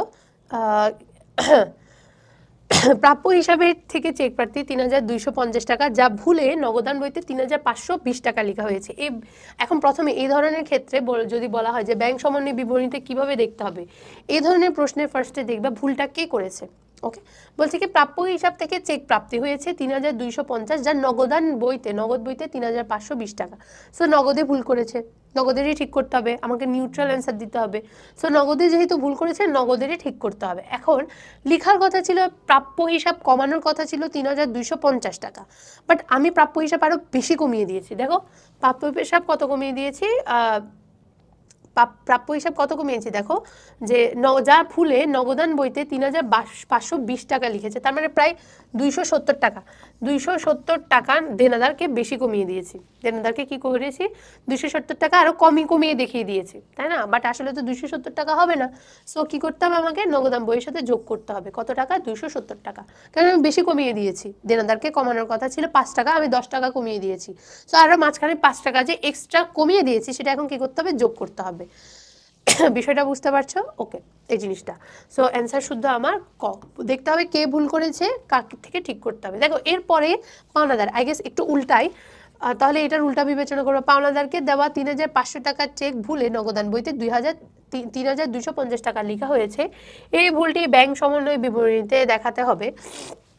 কি দেখো, 3,520 টাকার চেক, কমানোর কথা ছিল পাওনাদারকে দেওয়া, পাওনাদার হচ্ছে দেওয়া 3,500 টাকা, পাওনাদারকে কমানোর কথা ছিল 3,520, বাট আমি কমিয়েছি 3,250, তার মানে কম কমিয়েছি, 270 টাকা কম কমিয়েছি। কম কমালে কি হবে, আরও কমাতে হবে, 270 টাকা যেহেতু কম কমিয়েছি, পাওনাদারকে কমানোর কথা ছিল 5 টাকা, আমি কমিয়ে দিয়েছি কত টাকা, 3 টাকা, তার মানে আরও 2 টাকা কমাইনি, তাহলে আরও 2 টাকা কমাতে হবে এখন, তাই না? সো সেজন্য নগদান বই হতে বিয়োগ করতে হবে 270 টাকা। আশা করছি এটা সবাই বুঝতে পারছো যে এটা কিভাবে অ্যান্সার হবে। যমুনা এন্টারপ্রাইজের নিম্নের কোনটি ব্যাংক সমন্বয় বিবরণীতে প্রভাব ফেলবে না? যমুনা এন্টারপ্রাইজের নিম্নের কোনটি ব্যাংক সমন্বয় বিবরণীতে প্রভাব ফেলবে না? যদি দেখো পরিবহনের চেক অবশ্যই প্রভাব ফেলবে, যেটা এখনো আসেইনি। ব্যাংক সার্ভিস চার্জ, ব্যাংক যখন সার্ভিস চার্জ দিয়ে দেয় নর্মালি আমানতকারীরা জানা থাকে না, সেটা প্রভাব ফেলবে, আমানতকারীর ভুলও প্রভাব ফেলবে, এটি প্রভাব ফেলবে না। খ নম্বর অ্যান্সার শুদ্ধ। সো পরের স্লাইডে যদি আমরা যাই, আরও অনেক কিছু থিওরি দেওয়া আছে। দেখো, একটি চেক যা সঠিকভাবে ব্যাংক কর্তৃক লিখিত এবং পরিশোধিত হয়েছে 448 টাকা, কিন্তু ভুলবশত ব্যাংক চেক, আই গেস এখানে একটু প্রশ্নে ভুল আছে, তোমরা এটা একটু চেক করবা, এটার একটু প্রশ্নে ভুল পেয়েছিলাম আমি, আই গেস এখানে ব্যাংক চেকটি না, এখানে নগদান, আই গেস নগদানের একটা বিষয় আছে, সো আমরা এটা স্কিপ করব, তোমরা একটু দেখবা এই জিনিসটা যে এখানে ভুল আছে কিনা। আচ্ছা, ব্যাংক সমন্বয় বিবরণীতে ডিপোজিট ট্রানজিট কি করা হয়? ব্যাংক সমন্বয় বিবরণীতে ডিপোজিট ট্রানজিট কি করা হয়? ডিপোজিট ইন ট্রানজিট নর্মালি যোগ করা হয়, আমরা জানি কি করা হয়, যোগ করা হয়। সো এখানে যোগ ওয়ার্ড দেখছি, এখানে আমরা একটু দেখি, যোগ করতে হবে, যোগ করতে হবে, এখানে দেখছি, আর এখানে যোগ করতে হবে। এবং কিসের সাথে যোগ করতে হবে? আমার নর্মালি আমানতকারীর নগদানের সাথে যোগ করতে হয়। কি করতে হয়? ব্যাংক বিবরণী ব্যালেন্সের সাথে যোগ করতে হবে। ডিপোজিট ইন ট্রানজিট বলা হচ্ছে কি, ডিপোজিট ইন ট্রানজিট মানে পথিমধ্যে জমা, যেটা আসলে নিউট্রাল ভাবো যে কি করা হয়তো, এটা কি আদায় হবে না, মানে সেটা কি আমার প্রতিষ্ঠানে আসবে না টাকাটা আদায়ের জন্য? অবশ্যই আসবে, আমার জমার সাথে হচ্ছে আমার ব্যাংকের টাকার সাথে জমা বৃদ্ধি পাবে, অবশ্যই পাবে। সো এটা কি করা হয়? ব্যাংক সমন্বয় বিবরণীর সাথে আমার কি করতে হবে? যোগ করতে হবে। ওকে, আচ্ছা, এরপর আমরা থিওরিগুলো একটু পরে পড়ি। আচ্ছা, এটা দেখি, ইস্যুকৃত চেক ব্যাংক কর্তৃক অমর্যাদা হলে ব্যাংক হিসাবে কি এন্ট্রি হবে? ইস্যুকৃত চেক যদি ব্যাংক অমর্যাদা করে, সো এক্ষেত্রে কি কোনো ধরনের এন্ট্রি দিবে না। ইস্যুকৃত চেক যদি অমর্যাদা হয়, কোনো ধরনের এন্ট্রি দেওয়া হয় না। ওকে, এরপর দেখো, নিচের কোনটি ব্যাংক সমন্বয় বিবরণীর বিষয় নয়? কোনটি ব্যাংক সমন্বয় বিবরণীর বিষয় নয়, এটা দেখে অ্যান্সার করো, যেটি একটু অ্যান্সার করো এই জিনিসটা। ওকে, আচ্ছা, এরপরেতে আমরা দেখি, পরের স্লাইডে যাই। আচ্ছা, এখানে কিছু ম্যাথ দেওয়া আছে, চলো সলভ করে দেখি। ব্যাংক বিলকরণ বিবরণী প্রস্তুতের পূর্বে কেশিয়ার নগদানের স্থিতি ছিল, কেশিয়ার মানে কি, নগদান বই অনুসারে স্থিতি ছিল 4,800 টাকা, নগদান বই অনুসারে স্থিতি 4,800, নগদান ফলো করবে কাকে? ব্যাংকে। আবার একটু পড়ি, যেহেতু বারবার ভুল হয় একটু পড়ি। ব্যাংক মিলকরণ প্রস্তুতের পূর্বে কেশিয়ারের নগদান স্থিতি ছিল 4,800, একজন দেনাদার ব্যবসা প্রতিষ্ঠানের ব্যাংক সরাসরি জমা দিয়েছে 1,480। সো সরাসরি জমা যদি দেয়, আমি জানবো না, সো এখন যেহেতু জানবো না, নগদান বই অনুসারে আমি যেহেতু জানবো না, আমি মাইনাস করব না, সরি, যোগ হবে এটা। একজন দেনাদার ব্যবসা প্রতিষ্ঠানের ব্যাংকে সরাসরি জমা দিয়েছে 1,480 টাকা। ব্যাংক মিলকরণ বিবরণী প্রস্তুতির পূর্বে কেশিয়ারের নগদান স্থিতি ছিল 4,800। পাস বহিতে কত টাকা স্থিতি দেখানো হবে? আচ্ছা, ব্যাংক পাস বহিতে কত টাকা স্থিতি দেখানো হবে? বলছে কি যে ব্যাংক বিবরণী অনুযায়ী কি করতে হবে, ব্যাংক পাস বহিতে মানে কি, এখন বলছে কি, হ্যাঁ, যে কেশিয়ার নগদান অনুযায়ী আমি শুরু করছি, তার মানে নগদান অনুযায়ী শুরু করলে নগদ ফলো করবে কাকে? ব্যাংকে। ব্যাংক যদি এখন ভুল করে, ভুল করতে হবে, ঠিক করলে ঠিক করতে হবে। এখন ব্যাংকে সরাসরি জমা দিয়েছে, সো আমি যদি ব্যাংকে ফলো করি, তাহলে ব্যাংকে আমার জমা বৃদ্ধি পেয়েছে, কিন্তু আমি জানতাম না, তাহলে আমি তো এটা যোগ করিনি, তাহলে এখন আমাকে কি করতে হবে? যোগ করতে হবে। সো যোগ করবা। এরপর দেখো, এটা যোগ করার পরে কত আসে দেখো, 0, 8, 8, 4, 12, 2 হাতে আছে, 4 একে 5, 5 একে 6, আই গেস আমি যদি ভুল করি একটু আমাকে সলভ করে দিবা, মানে ঠিক করে দিবা আর কি। এরপর বলছে যে ব্যবসা প্রতিষ্ঠান 600 টাকার একটু চেক, আই গেস এটা একটু ভুল হয়েছে, এটা 5,280, আই গেস এমন আসবে না, ঠিক আছে, ঠিকই লিখেছি, এটা 6,000ই হবে। সো আচ্ছা, এরপর হচ্ছে ব্যবসা প্রতিষ্ঠান একটি 600 টাকার চেক একজনকে দিয়েছে যা ব্যাংকে উপস্থাপন করেনি। সো ব্যাংকে আমার জমার কমানোর কথা ছিল, সো ব্যাংক, আমি জানতাম না, আমি তো কমিয়ে বসে আছি, তো 600 টাকা যোগ হবে। 600 টাকা যোগ হলে 0, 8, 6 এ 2 8, আর এদিকে 6। আর বলছে কি যে 300 টাকা কি করতে হবে, সেবা প্রদান করা হয়েছে। কি বলেছে, ব্যাংক তার সেবা প্রদান বাবদ 300 টাকা দেখিয়েছে। ব্যাংক তার সেবা প্রদান বাবদ কত টাকা দেখিয়েছে, 300 টাকা দেখিয়েছে। সো ব্যাংক আমার হিসাব থেকে টাকা কমিয়েছে, আমি যেটা জানতাম না, সো আমার এখনো কমাতে হবে।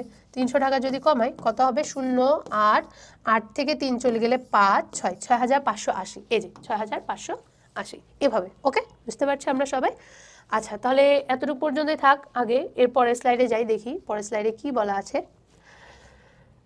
সেই সেম জিনিসগুলো যা যা পড়েছি, থিওরি যদি তুমি ভালো করে কমপ্লিট করো, আগে সেম সিকিউগুলো ভালো করে সলভ করতে পারবে। ওকে, আমরা নেক্সট অনুপাত বিশ্লেষণে যাই। ব্যাংক সমন্বয় বিবরণীতে যা যা প্রবলেম থাকে আশা করি তোমাদের সলভ হয়ে গেছে।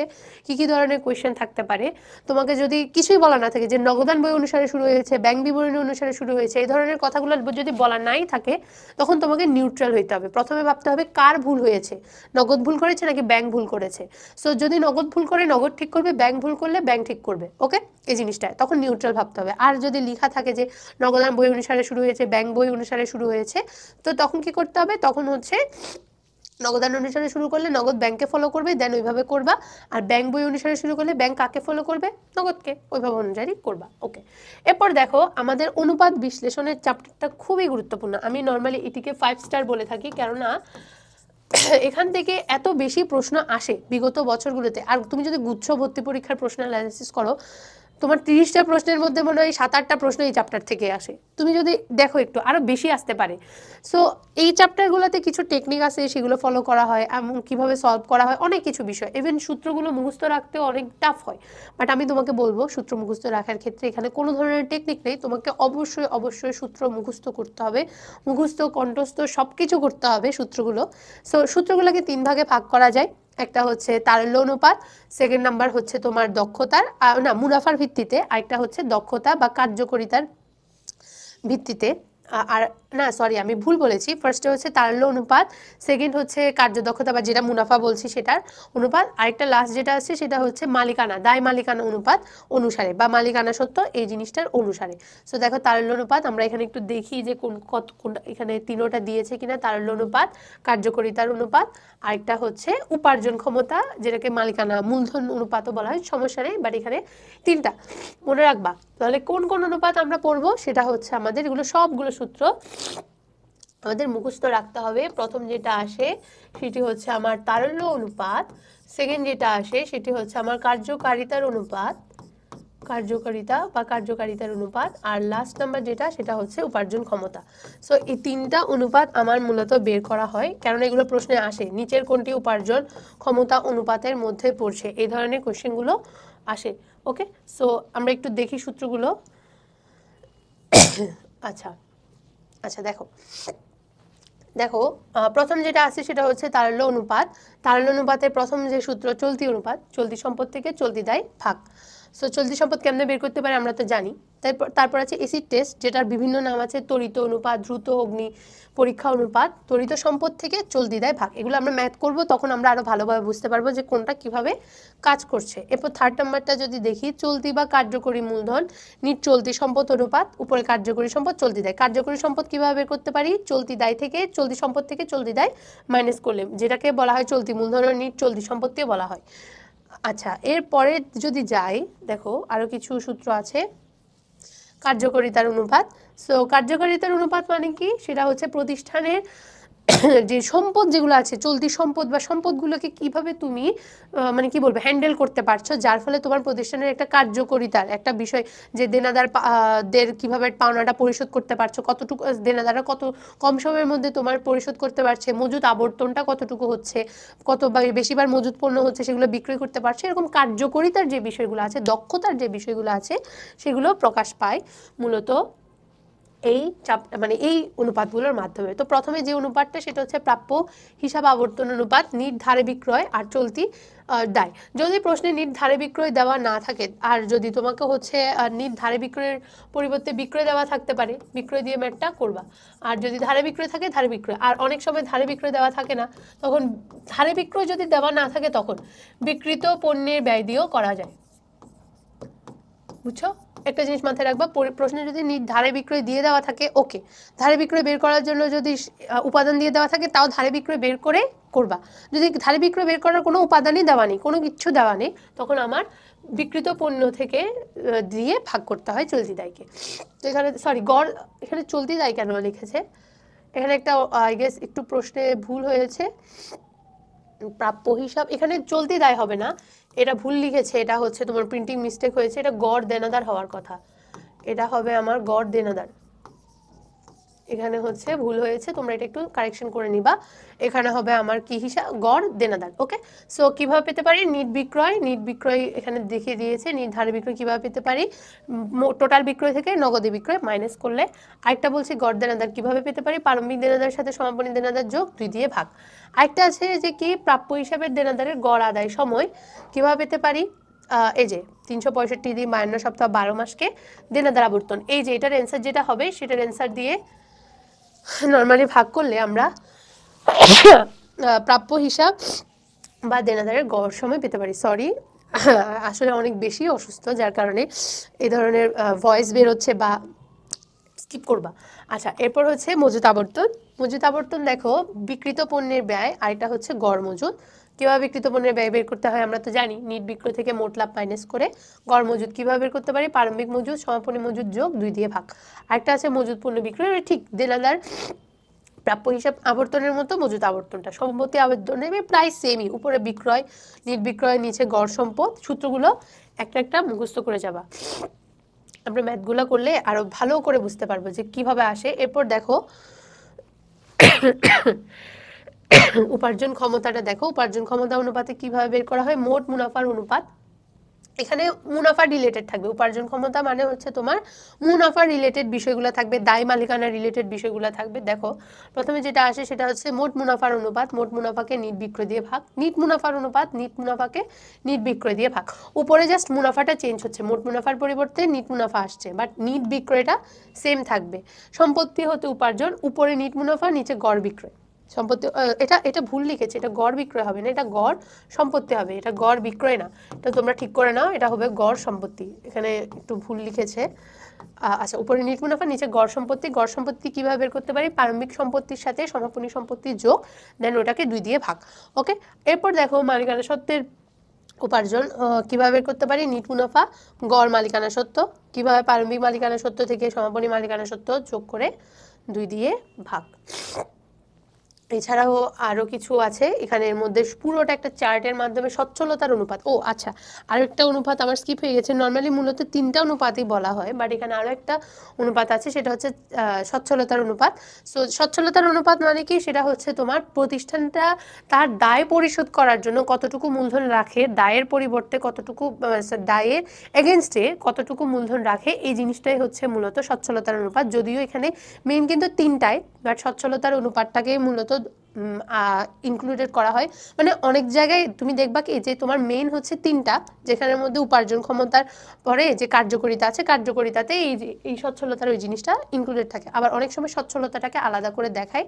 সো যদি একদম বেসিক বলতে চাই তাহলে তুমি 4টাই ধরেই করবা। তো প্রথমে তো আমার তারল্য অনুপাত, দেন হচ্ছে আমার কার্যকরিতার অনুপাত। তারল্য অনুপাত আর কার্যকরিতা প্রায় সেমই ধরা হয়, বাট তারল্য অনুপাত হচ্ছে তরল সম্পদ নিয়ে কাজ, কার্যকরিতা হচ্ছে তোমার সম্পত্তি মজুত আবর্তন এগুলো নিয়ে কাজ। 3rd নাম্বারে যেটা আসে সেটি হচ্ছে আমার কি অনুপাত, তারল্য, কার্যকরিতা, উপার্জন ক্ষমতা, যেখানে মুনাফা রিলেটেড থাকে, আর লাস্টে আসে সচ্ছলতার অনুপাত, যেখানে প্রতিষ্ঠান দায়ের বিপরীতে কতটুকু মূলধন রাখতে হবে বা দায় পরিশোধের সক্ষমতা বিবেচনা করা হয়, তাই এটাকে বলা হয় সচ্ছলতার অনুপাত। সো এখানের মধ্যে তোমার কি কি আছে দেখো, দেখো মোট সম্পত্তি, মোট দায়, চলতি সম্পত্তি, এখানে কিছু সূত্র আছে। প্রথম সূত্র হচ্ছে দায় সম্পত্তি বা ঋণ সম্পত্তি, দায় মালিকানা অনুপাত, আরো অনেকগুলো আছে, দেখে আমাদের স্লাইডে দিয়ে দেওয়া আছে কিনা। আর এখানে হচ্ছে দায় মালিকানা সত্ত্ব অনুপাত বা ঋণ মূলধন অনুপাত, মোট দায়ের সাথে মোট মালিকানা সত্ত্ব ভাগ করতে হবে, যেটাকে দেনা মালিকানা বা দায় মালিকানা বলা হয়। এটা একটা সূত্র আসে, আর এটা একটা সূত্র আসে। এখানে একদম ওভারঅল পুরোটা তোমাকে একদম ছোট করে শর্ট করে দিয়ে দেওয়া আছে, আশা করি তোমাদের বুঝতে অসুবিধা হওয়ার কথা না। এগুলো একটু রিভিউ করে নিবা। এখানে একটা ম্যাথ দেওয়া আছে, চলো আমরা এই গাণিতিক সমস্যাগুলো উপরোক্ত তথ্যাবলী থেকে কি বলছে, এখানে যে তথ্যাবলীগুলো আছে ওখান থেকে আমাকে এটি সলভ করতে বলেছে। চলো, উপরোক্ত তথ্যাবলী হতে নিম্নোক্ত অনুপাতগুলো নির্ণয় করো। আচ্ছা, তোমরা এটা বাসায় বসে সলভ করবা, এখানে দেওয়া আছে, এগুলা থেকে তোমাকে এই জিনিসটা সলভ করতে হবে। আমরা জাস্ট 2 নাম্বার থেকে দেখব, এগুলো একটু সলভ করো।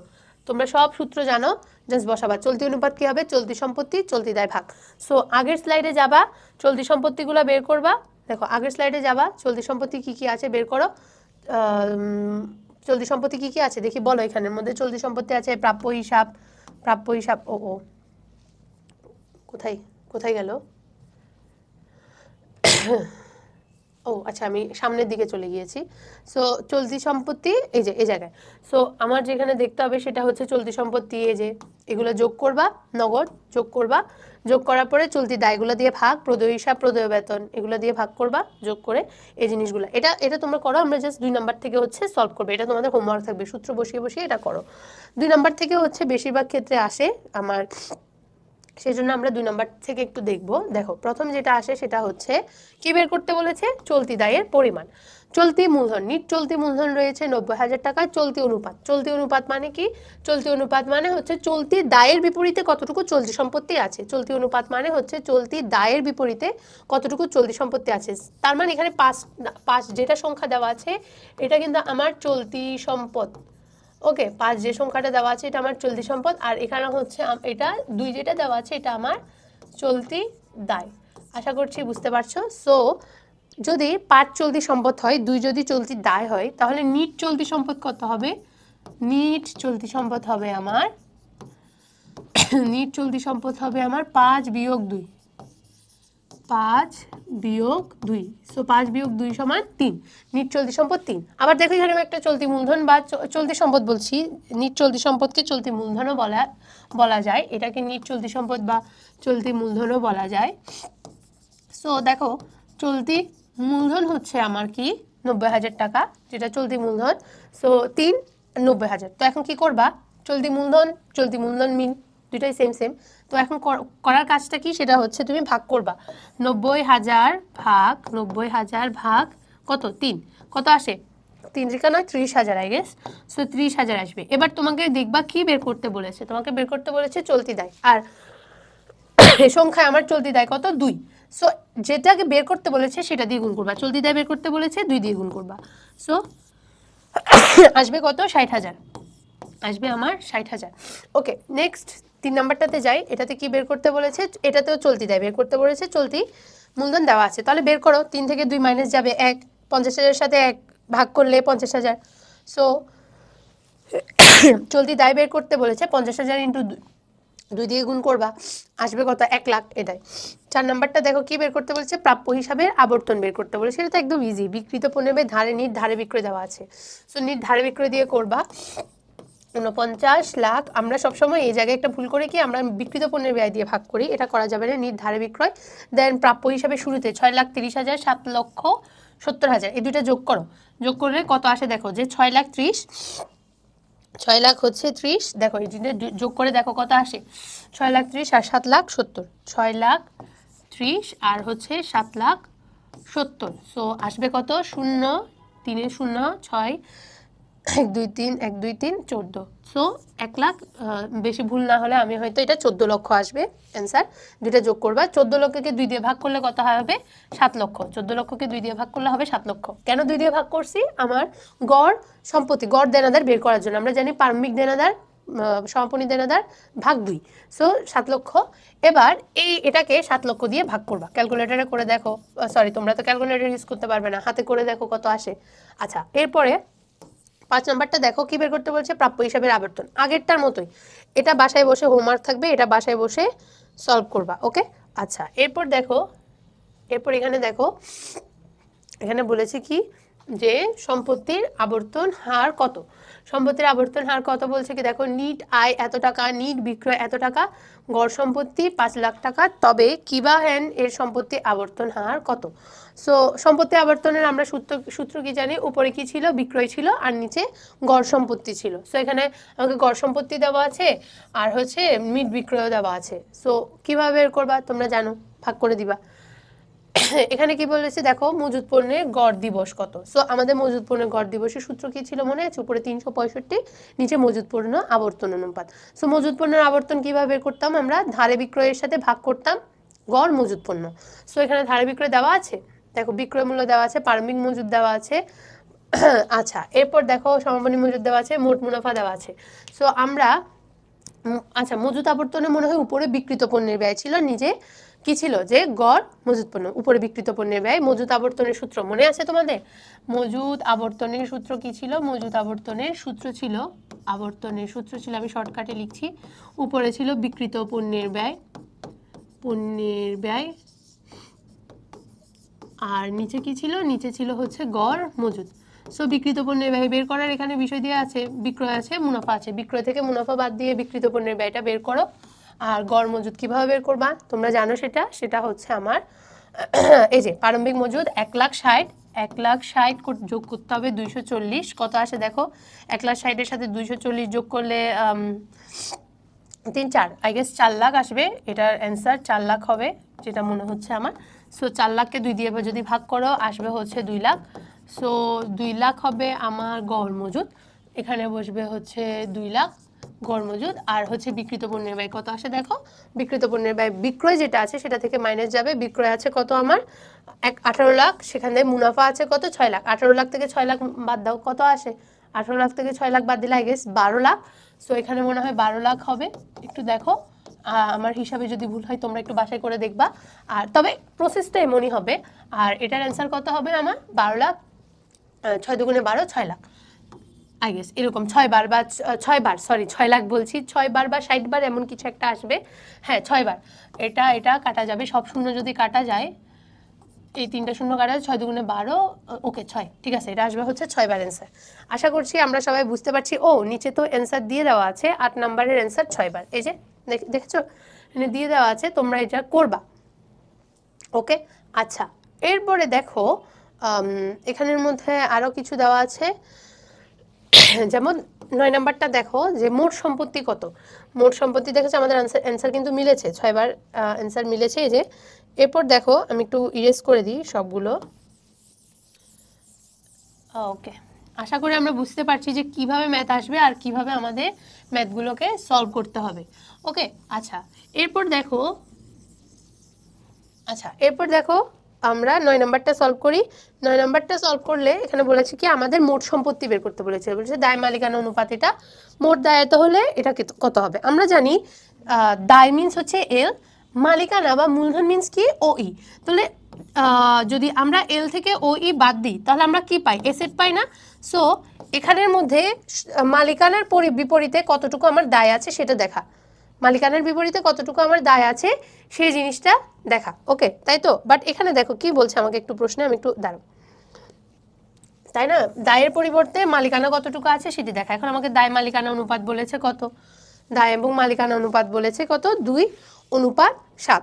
সো এটাকে আমরা এভাবেও লিখতে পারি, খেয়াল করো, দায় মালিকানা অনুপাতকে আমরা দায় ডিভাইডেড বাই মালিকানা, তাই না? দায় ডিভাইডেড বাই মালিকানা। সো দায় ডিভাইডেড বাই মালিকানাও বলতে পারি। আর দায় ডিভাইডেড বাই মালিকানা মানে কি? সেটা হচ্ছে 2:7, তাই না? এটা বলা যায় না 2/7? অনুপাত মানে কি? 2/7।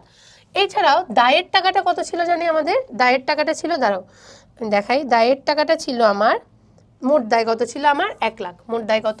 1 লাখ। সো 1 লাখ উপরে দিলাম মোট দায়, 1 লাখ উপরে, মালিকানা সত্ত্ব কত জানি না, এক্স রাখলাম। সো এদিকে আসবে তো আমরা জানি 2 আর 7, এবার গুণ করো, 7 লাখ, কত হবে? 7 লাখ। আর এটা হবে আমার 2x, এবার ভাগ করো, 7 lakh by I guess 3,50,000। So আমার এক্স ইকুয়ালস টু 3,50,000। সো আমার মালিকানা সত্ত্ব কত? 3,50,000। ও আমি আগের বার ভুল লিখেছি, এল মাইনাস ও ই না, L plus O E equals to A হবে। এই জিনিসটা একটু কারেকশন করে না, আমার একটু অনেকক্ষণ ধরে পড়াচ্ছি তো, আর একটু অসুস্থ, তাই নিজের মাথায় আওলাই ঝাওলাই আছে। আর তোমরাও এতক্ষণ ধরে আমার সাথে বসে আছো, তোমাদেরও বোরিং লাগছে আমি জানি সেটা। সো দেখো এক্স 3,50,000 মানে আমার মূলধন বা মালিকানা কত এসেছে? 3,50,000। সো 3,50,000 যদি আমার মূলধন হয়, মোট দায় কত ছিল আমার? লিখা আছে প্রশ্নের মধ্যে 1 লাখ। সো আমার সম্পত্তি কত হবে? সিম্পল, 1 লাখের সাথে 3,50,000, 3,50,000-এর সাথে 1 লাখ যোগ করো, 1 লাখ যোগ করলে কত হবে? 4,50,000, 4,50,000। আশা করি বুঝতে পারছো কিভাবে করতে হবে। দেখো মোট সম্পত্তি কত? 4,50,000। এই যে দেখো অ্যান্সার মিলে গিয়েছে। ঠিক একইভাবে 10 নম্বরটা বাসায় করবা। পরের স্লাইডে যাই। আচ্ছা, এমসিকিউ দেওয়া আছে, চলো আমরা এমসিকিউগুলো সলভ করি, তাহলে এটার অনুপাত বিশ্লেষণে আমরা এতক্ষণ যা করেছি আরও অনেক কিছু সলভ হয়ে যাবে। এখন খেয়াল করো, প্রথমে যেটা আছে সেটি হচ্ছে কোম্পানির চলতি সম্পত্তির পরিমাণ বের করতে বলেছে। এটা আমরা করেছি, এটা আমরা করে এসেছি। ওকে, চলতি মূলধন দেওয়া আছে, এটা তোমরা বের করতে পারবা আশা করছি। এরপরে দেওয়া আছে ইকুইটির উপার্জন হার কত। ইকুইটির উপার্জন হার কত? উপার্জন মানে হচ্ছে আমাকে মুনাফার পরিমাণ বের করতে বলেছে। সানফ্লাওয়ার কোম্পানি 2022 সালে 1,86,000 নিট আয় প্রকাশ করে, সাধারণ শেয়ারের উপর 26,000 টাকার লভ্যাংশ প্রদান করে। সো কি করবা, 1,86,000 থেকে বাদ দিবা, একদম নিট একদম মুনাফাটা বের করবা, 26টা বাদ দিবা। কোম্পানিটির 6% 100 টাকা অভিহিত মূল্যের 10,000 উন্নঞ্জিত অগ্রাধিকার শেয়ার রয়েছে। অগ্রাধিকার শেয়ারের উপর 60,000 টাকা লভ্যাংশ দেওয়া হয়, যেটা আসবে সেটা থেকে 60 মাইনাস দিবা। এরপর দেখবা, এরপর ইকুইটির পরিমাণ 2022 সালে। ইকুইটি মানে এখানে সাধারণ শেয়ারকে বোঝানো হয়। ইকুইটি মানে কাকে বোঝানো হচ্ছে? সাধারণ শেয়ারকে বোঝানো হচ্ছে। ইকুইটি মানে সাধারণ শেয়ারকে বোঝানো হচ্ছে। সো 2022 সালের 1 জানুয়ারি 12 লাখ টাকা এবং 31শে ডিসেম্বর এত টাকা ছিল। সো এবার গড় ইকুইটিটা বের করবা, সাধারণ শেয়ার হোল্ডারদের ইকুইটির উপর উপার্জন কত। প্রারম্ভিক যেটা আছে 12 লাখের সাথে যোগ করবা 16 লাখ, দেন করার পরে যেটা আসবে সেটাকে 2 দিয়ে ভাগ করবা। ভাগ করার পরে অ্যান্সার কত আসে দেখো। এরপরে এটা মাইনাস করার পরে নিট মুনাফা ধরো একটা আসবে, কত আসবে আমি করে দেখছি না, ধরো নিট মুনাফা আসলো 60, কথার কথা ধরলাম নিট মুনাফা আসলো 60,000। এই অ্যামাউন্টটার থেকে এখন এটা ভাগ করবা, উপরে লিখবা হচ্ছে তোমার 60, নিচে এই যে অ্যামাউন্টটা পেয়েছো এই অ্যামাউন্টটা লিখবা, ভাগ করবা, তাহলে তুমি ইকুইটির উপার্জন হার পেয়ে যাবা। করে দেখো কত আসে দেখো। আচ্ছা, এরপরে এটা দেখি আমরা চলতি দায়ের পরিমাণ। এটা একটু ইউনিক না, আগেরটার মতোই, সো আমরা এটা দেখব না। এটা আগে পারবা, সম্পত্তির আবর্তন আমি অনেকবার দেখিয়েছি, তোমরা জানো উপরে কি লিখতে হয়, ধারে বিক্রয়, নিচে গড় সম্পত্তি। গড় সম্পত্তি কিভাবে বের করতে হয় আশা করি তোমাদের ধারণায় আছে। আমরা পরের স্লাইডে যাব। পরের স্লাইডে কি দেওয়া আছে একটু থিওরিটা দেখি। দেখো, অন্য সবকিছু অপরিবর্তিত থাকলে নিচের কোন লেনদেনটি চলতি অনুপাতের উপরে কোনো প্রভাব ফেলবে না? কোন লেনদেনটি প্রভাব ফেলবে না? স্বল্পমেয়াদী ঋণ দিয়ে চলতি দায় পরিশোধ করলে, বিবিধ দেনাদার হতে নগদ আদায়, নগদে স্থায়ী সম্পত্তি বিক্রয়। এটা নর্মালি চলতি দায় চলতি অনুপাতের পার্ট। বিবিধ দেনাদার চলতি সম্পদ সেটাও পার্ট, বিবিধ পাওনাদার সেটাও চলতি দায় এটার পার্ট। তার মানে নগদে স্থায়ী সম্পত্তি এটা চলতি অনুপাতে কোনো ধরনের প্রভাব ফেলবে না। ওকে, এখানে নিট কার্যকরী মূলধন দেওয়া আছে। আচ্ছা, আমি একটা ম্যাথ দেখছিলাম, বাট এটা যদি আমাদের এখানে দেওয়া না থাকে তাহলে আমরা একটু করার ট্রাই করব। দেখো, দেনাদার আবর্তন অনুপাত, তোমরা এটা বের করতে পারবা আশা করছি। নিচের কোনটি পরিশোধিত আয়ের অনুপাত? পরিশোধিত আয়ের অনুপাত মানে হচ্ছে ওই যে সচ্ছলতার অনুপাত না, পরিশোধিত আয়ের অনুপাত মানে হচ্ছে তোমার নিট মুনাফার অনুপাতকে বোঝানো হচ্ছে। সো কিভাবে বের করতে হয়? নিট মুনাফা ভাগে নিট বিক্রয়, এটা আমরা সবাই জানি। আচ্ছা, দেখি এরপরে আমি সম্পত্তির মজুদ আবর্তন অনুপাত, তোমরা আশা করছি এটা বের করতে পারবা। কিভাবে বের করতে হয় জানো, বিক্রয় দেওয়া আছে, বিক্রিত পণ্যের ব্যয় লাগে, মোট মুনাফার হার দেওয়া আছে 30%, যেটা আমরা বিক্রয়ের উপর করব, 10 লাখের 30% করবা, তাহলে কত আসবে? 3 লাখ। সো আমার বিক্রিত পণ্যের ব্যয় আসবে 7 লাখ। সো এটাকে ভাগ করবা, কি দিয়ে ভাগ করবা? গড় মজুদ পণ্য দিয়ে, এখানে সমাপ্তি আছে প্রারম্ভিক আছে, যোগ করে ভাগ করবা। ওকে, আচ্ছা, এখানে মুনাফার হার বের করতে বলেছে, সম্পত্তির উপর মুনাফার হার। সো উপরে যাবে নিট মুনাফা, নিচে যাবে সম্পত্তি, গড় সম্পত্তি। এই জিনিসটা একটু দেখবা, সম্পত্তির উপরে মুনাফার হার, সো করে দেখবা। আচ্ছা আচ্ছা, আরেকটা জিনিস আমরা তোমাকে একটু সলভ করতে চাই, সেটি হচ্ছে দেখো এতক্ষণ ধরে নিট কার্যকরী মূলধন, নিট কার্যকরী মূলধন দেওয়া আছে তাই না? এই যে এই ম্যাথগুলোর ক্ষেত্রে আমি একটু দেখাই যে একদম 1 নম্বরে এই যে ম্যাথগুলোর ক্ষেত্রে নিট কার্যকরী মূলধন, যদি নিট কার্যকরী মূলধনের পরিবর্তে নিট চলতি সম্পত্তি, সরি নিট না, শুধু দেওয়া থাকতো চলতি সম্পত্তি, ধরো নিট দেওয়া নেই, দেওয়া থাকতো চলতি সম্পত্তি এত টাকা, তখন কিভাবে করতে জানো? ওই যে দায় মালিকানা অনুপাতের সময় যেভাবে করিয়েছি 3/2 আর দায় এবং ধরো চলতি সম্পত্তি, এবং বের করতে বলেছে চলতি দায়। সো বের করতে বলেছে চলতি দায় আর সম্পত্তি, চলতি দায় সম্পত্তি। আচ্ছা, সো একটা দেওয়া থাকবে চলতি সম্পত্তির টাকা দেওয়া আছে ধরো 1,80,000। সো এখানে 1,80,000 লিখবা, 1,80,000 লিখবা, আমি জাস্ট দেখাচ্ছি। এরপর ওই মেথডের মতো দায় মালিকানা যেভাবে বের করেছি ওইভাবে সলভ করবা। ওকে, আশা করছি আমাদের অনুপাত বিশ্লেষণ রিলেটেড কোনো ধরনের কনফিউশন, এবং সব ম্যাথ আশা করছি পারবা, কোনো ধরনের কনফিউশন নেই। এখানে আরও কিছু এমসিকিউজ দেওয়া আছে, আমরা যদি একটু দেখি। আচ্ছা দেখি একটু। আচ্ছা, কার্যপত্র রিলেটেড কিছু এমসিকিউস হয়তো আমাদের দেওয়া হয় নাই, আরও বিভিন্ন পুরো চ্যাপ্টার রিলেটেড এখানে কিছু এমসিকিউ দেওয়া আছে। আমরা একটু যদি খেয়াল করি, কার্যপত্র কোনটি লিপিবদ্ধ হয় না? কার্যপত্রে লিপিবদ্ধ হবে না হচ্ছে তোমার কোনটি হয় না দেখি বলো? সমাপনী দাখিলা, অবশ্যই সমাপনী দাখিলা লিপিবদ্ধ হয় না। নিচের কোন হিসাবগুলোর বছর শেষে পরিবর্তন,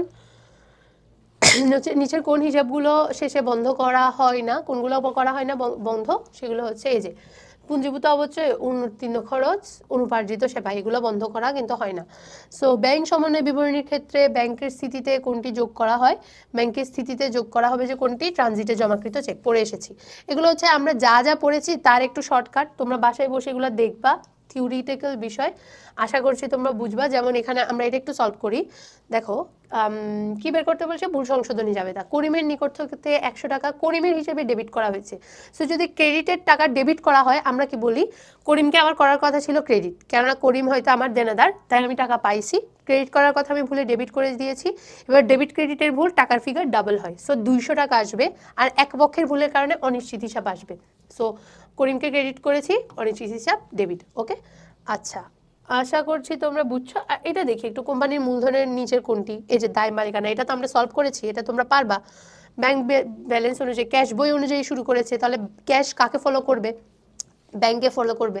সো করো, এটা করো, এগুলো হচ্ছে বসে বসে করো, অ্যান্সার দেখো মিলে কিনা, এটা হোমওয়ার্ক থাকবে। আচ্ছা, আজকের জন্য এতটুকু। আশা করছি তোমাদের এই অধ্যায় রিলেটেড কোনো ধরনের সমস্যা থাকার কথা না। যে এমসিকিউগুলো খুবই গুরুত্বপূর্ণ আমি ওগুলো তোমাদের সলভ করিয়ে দিয়েছি।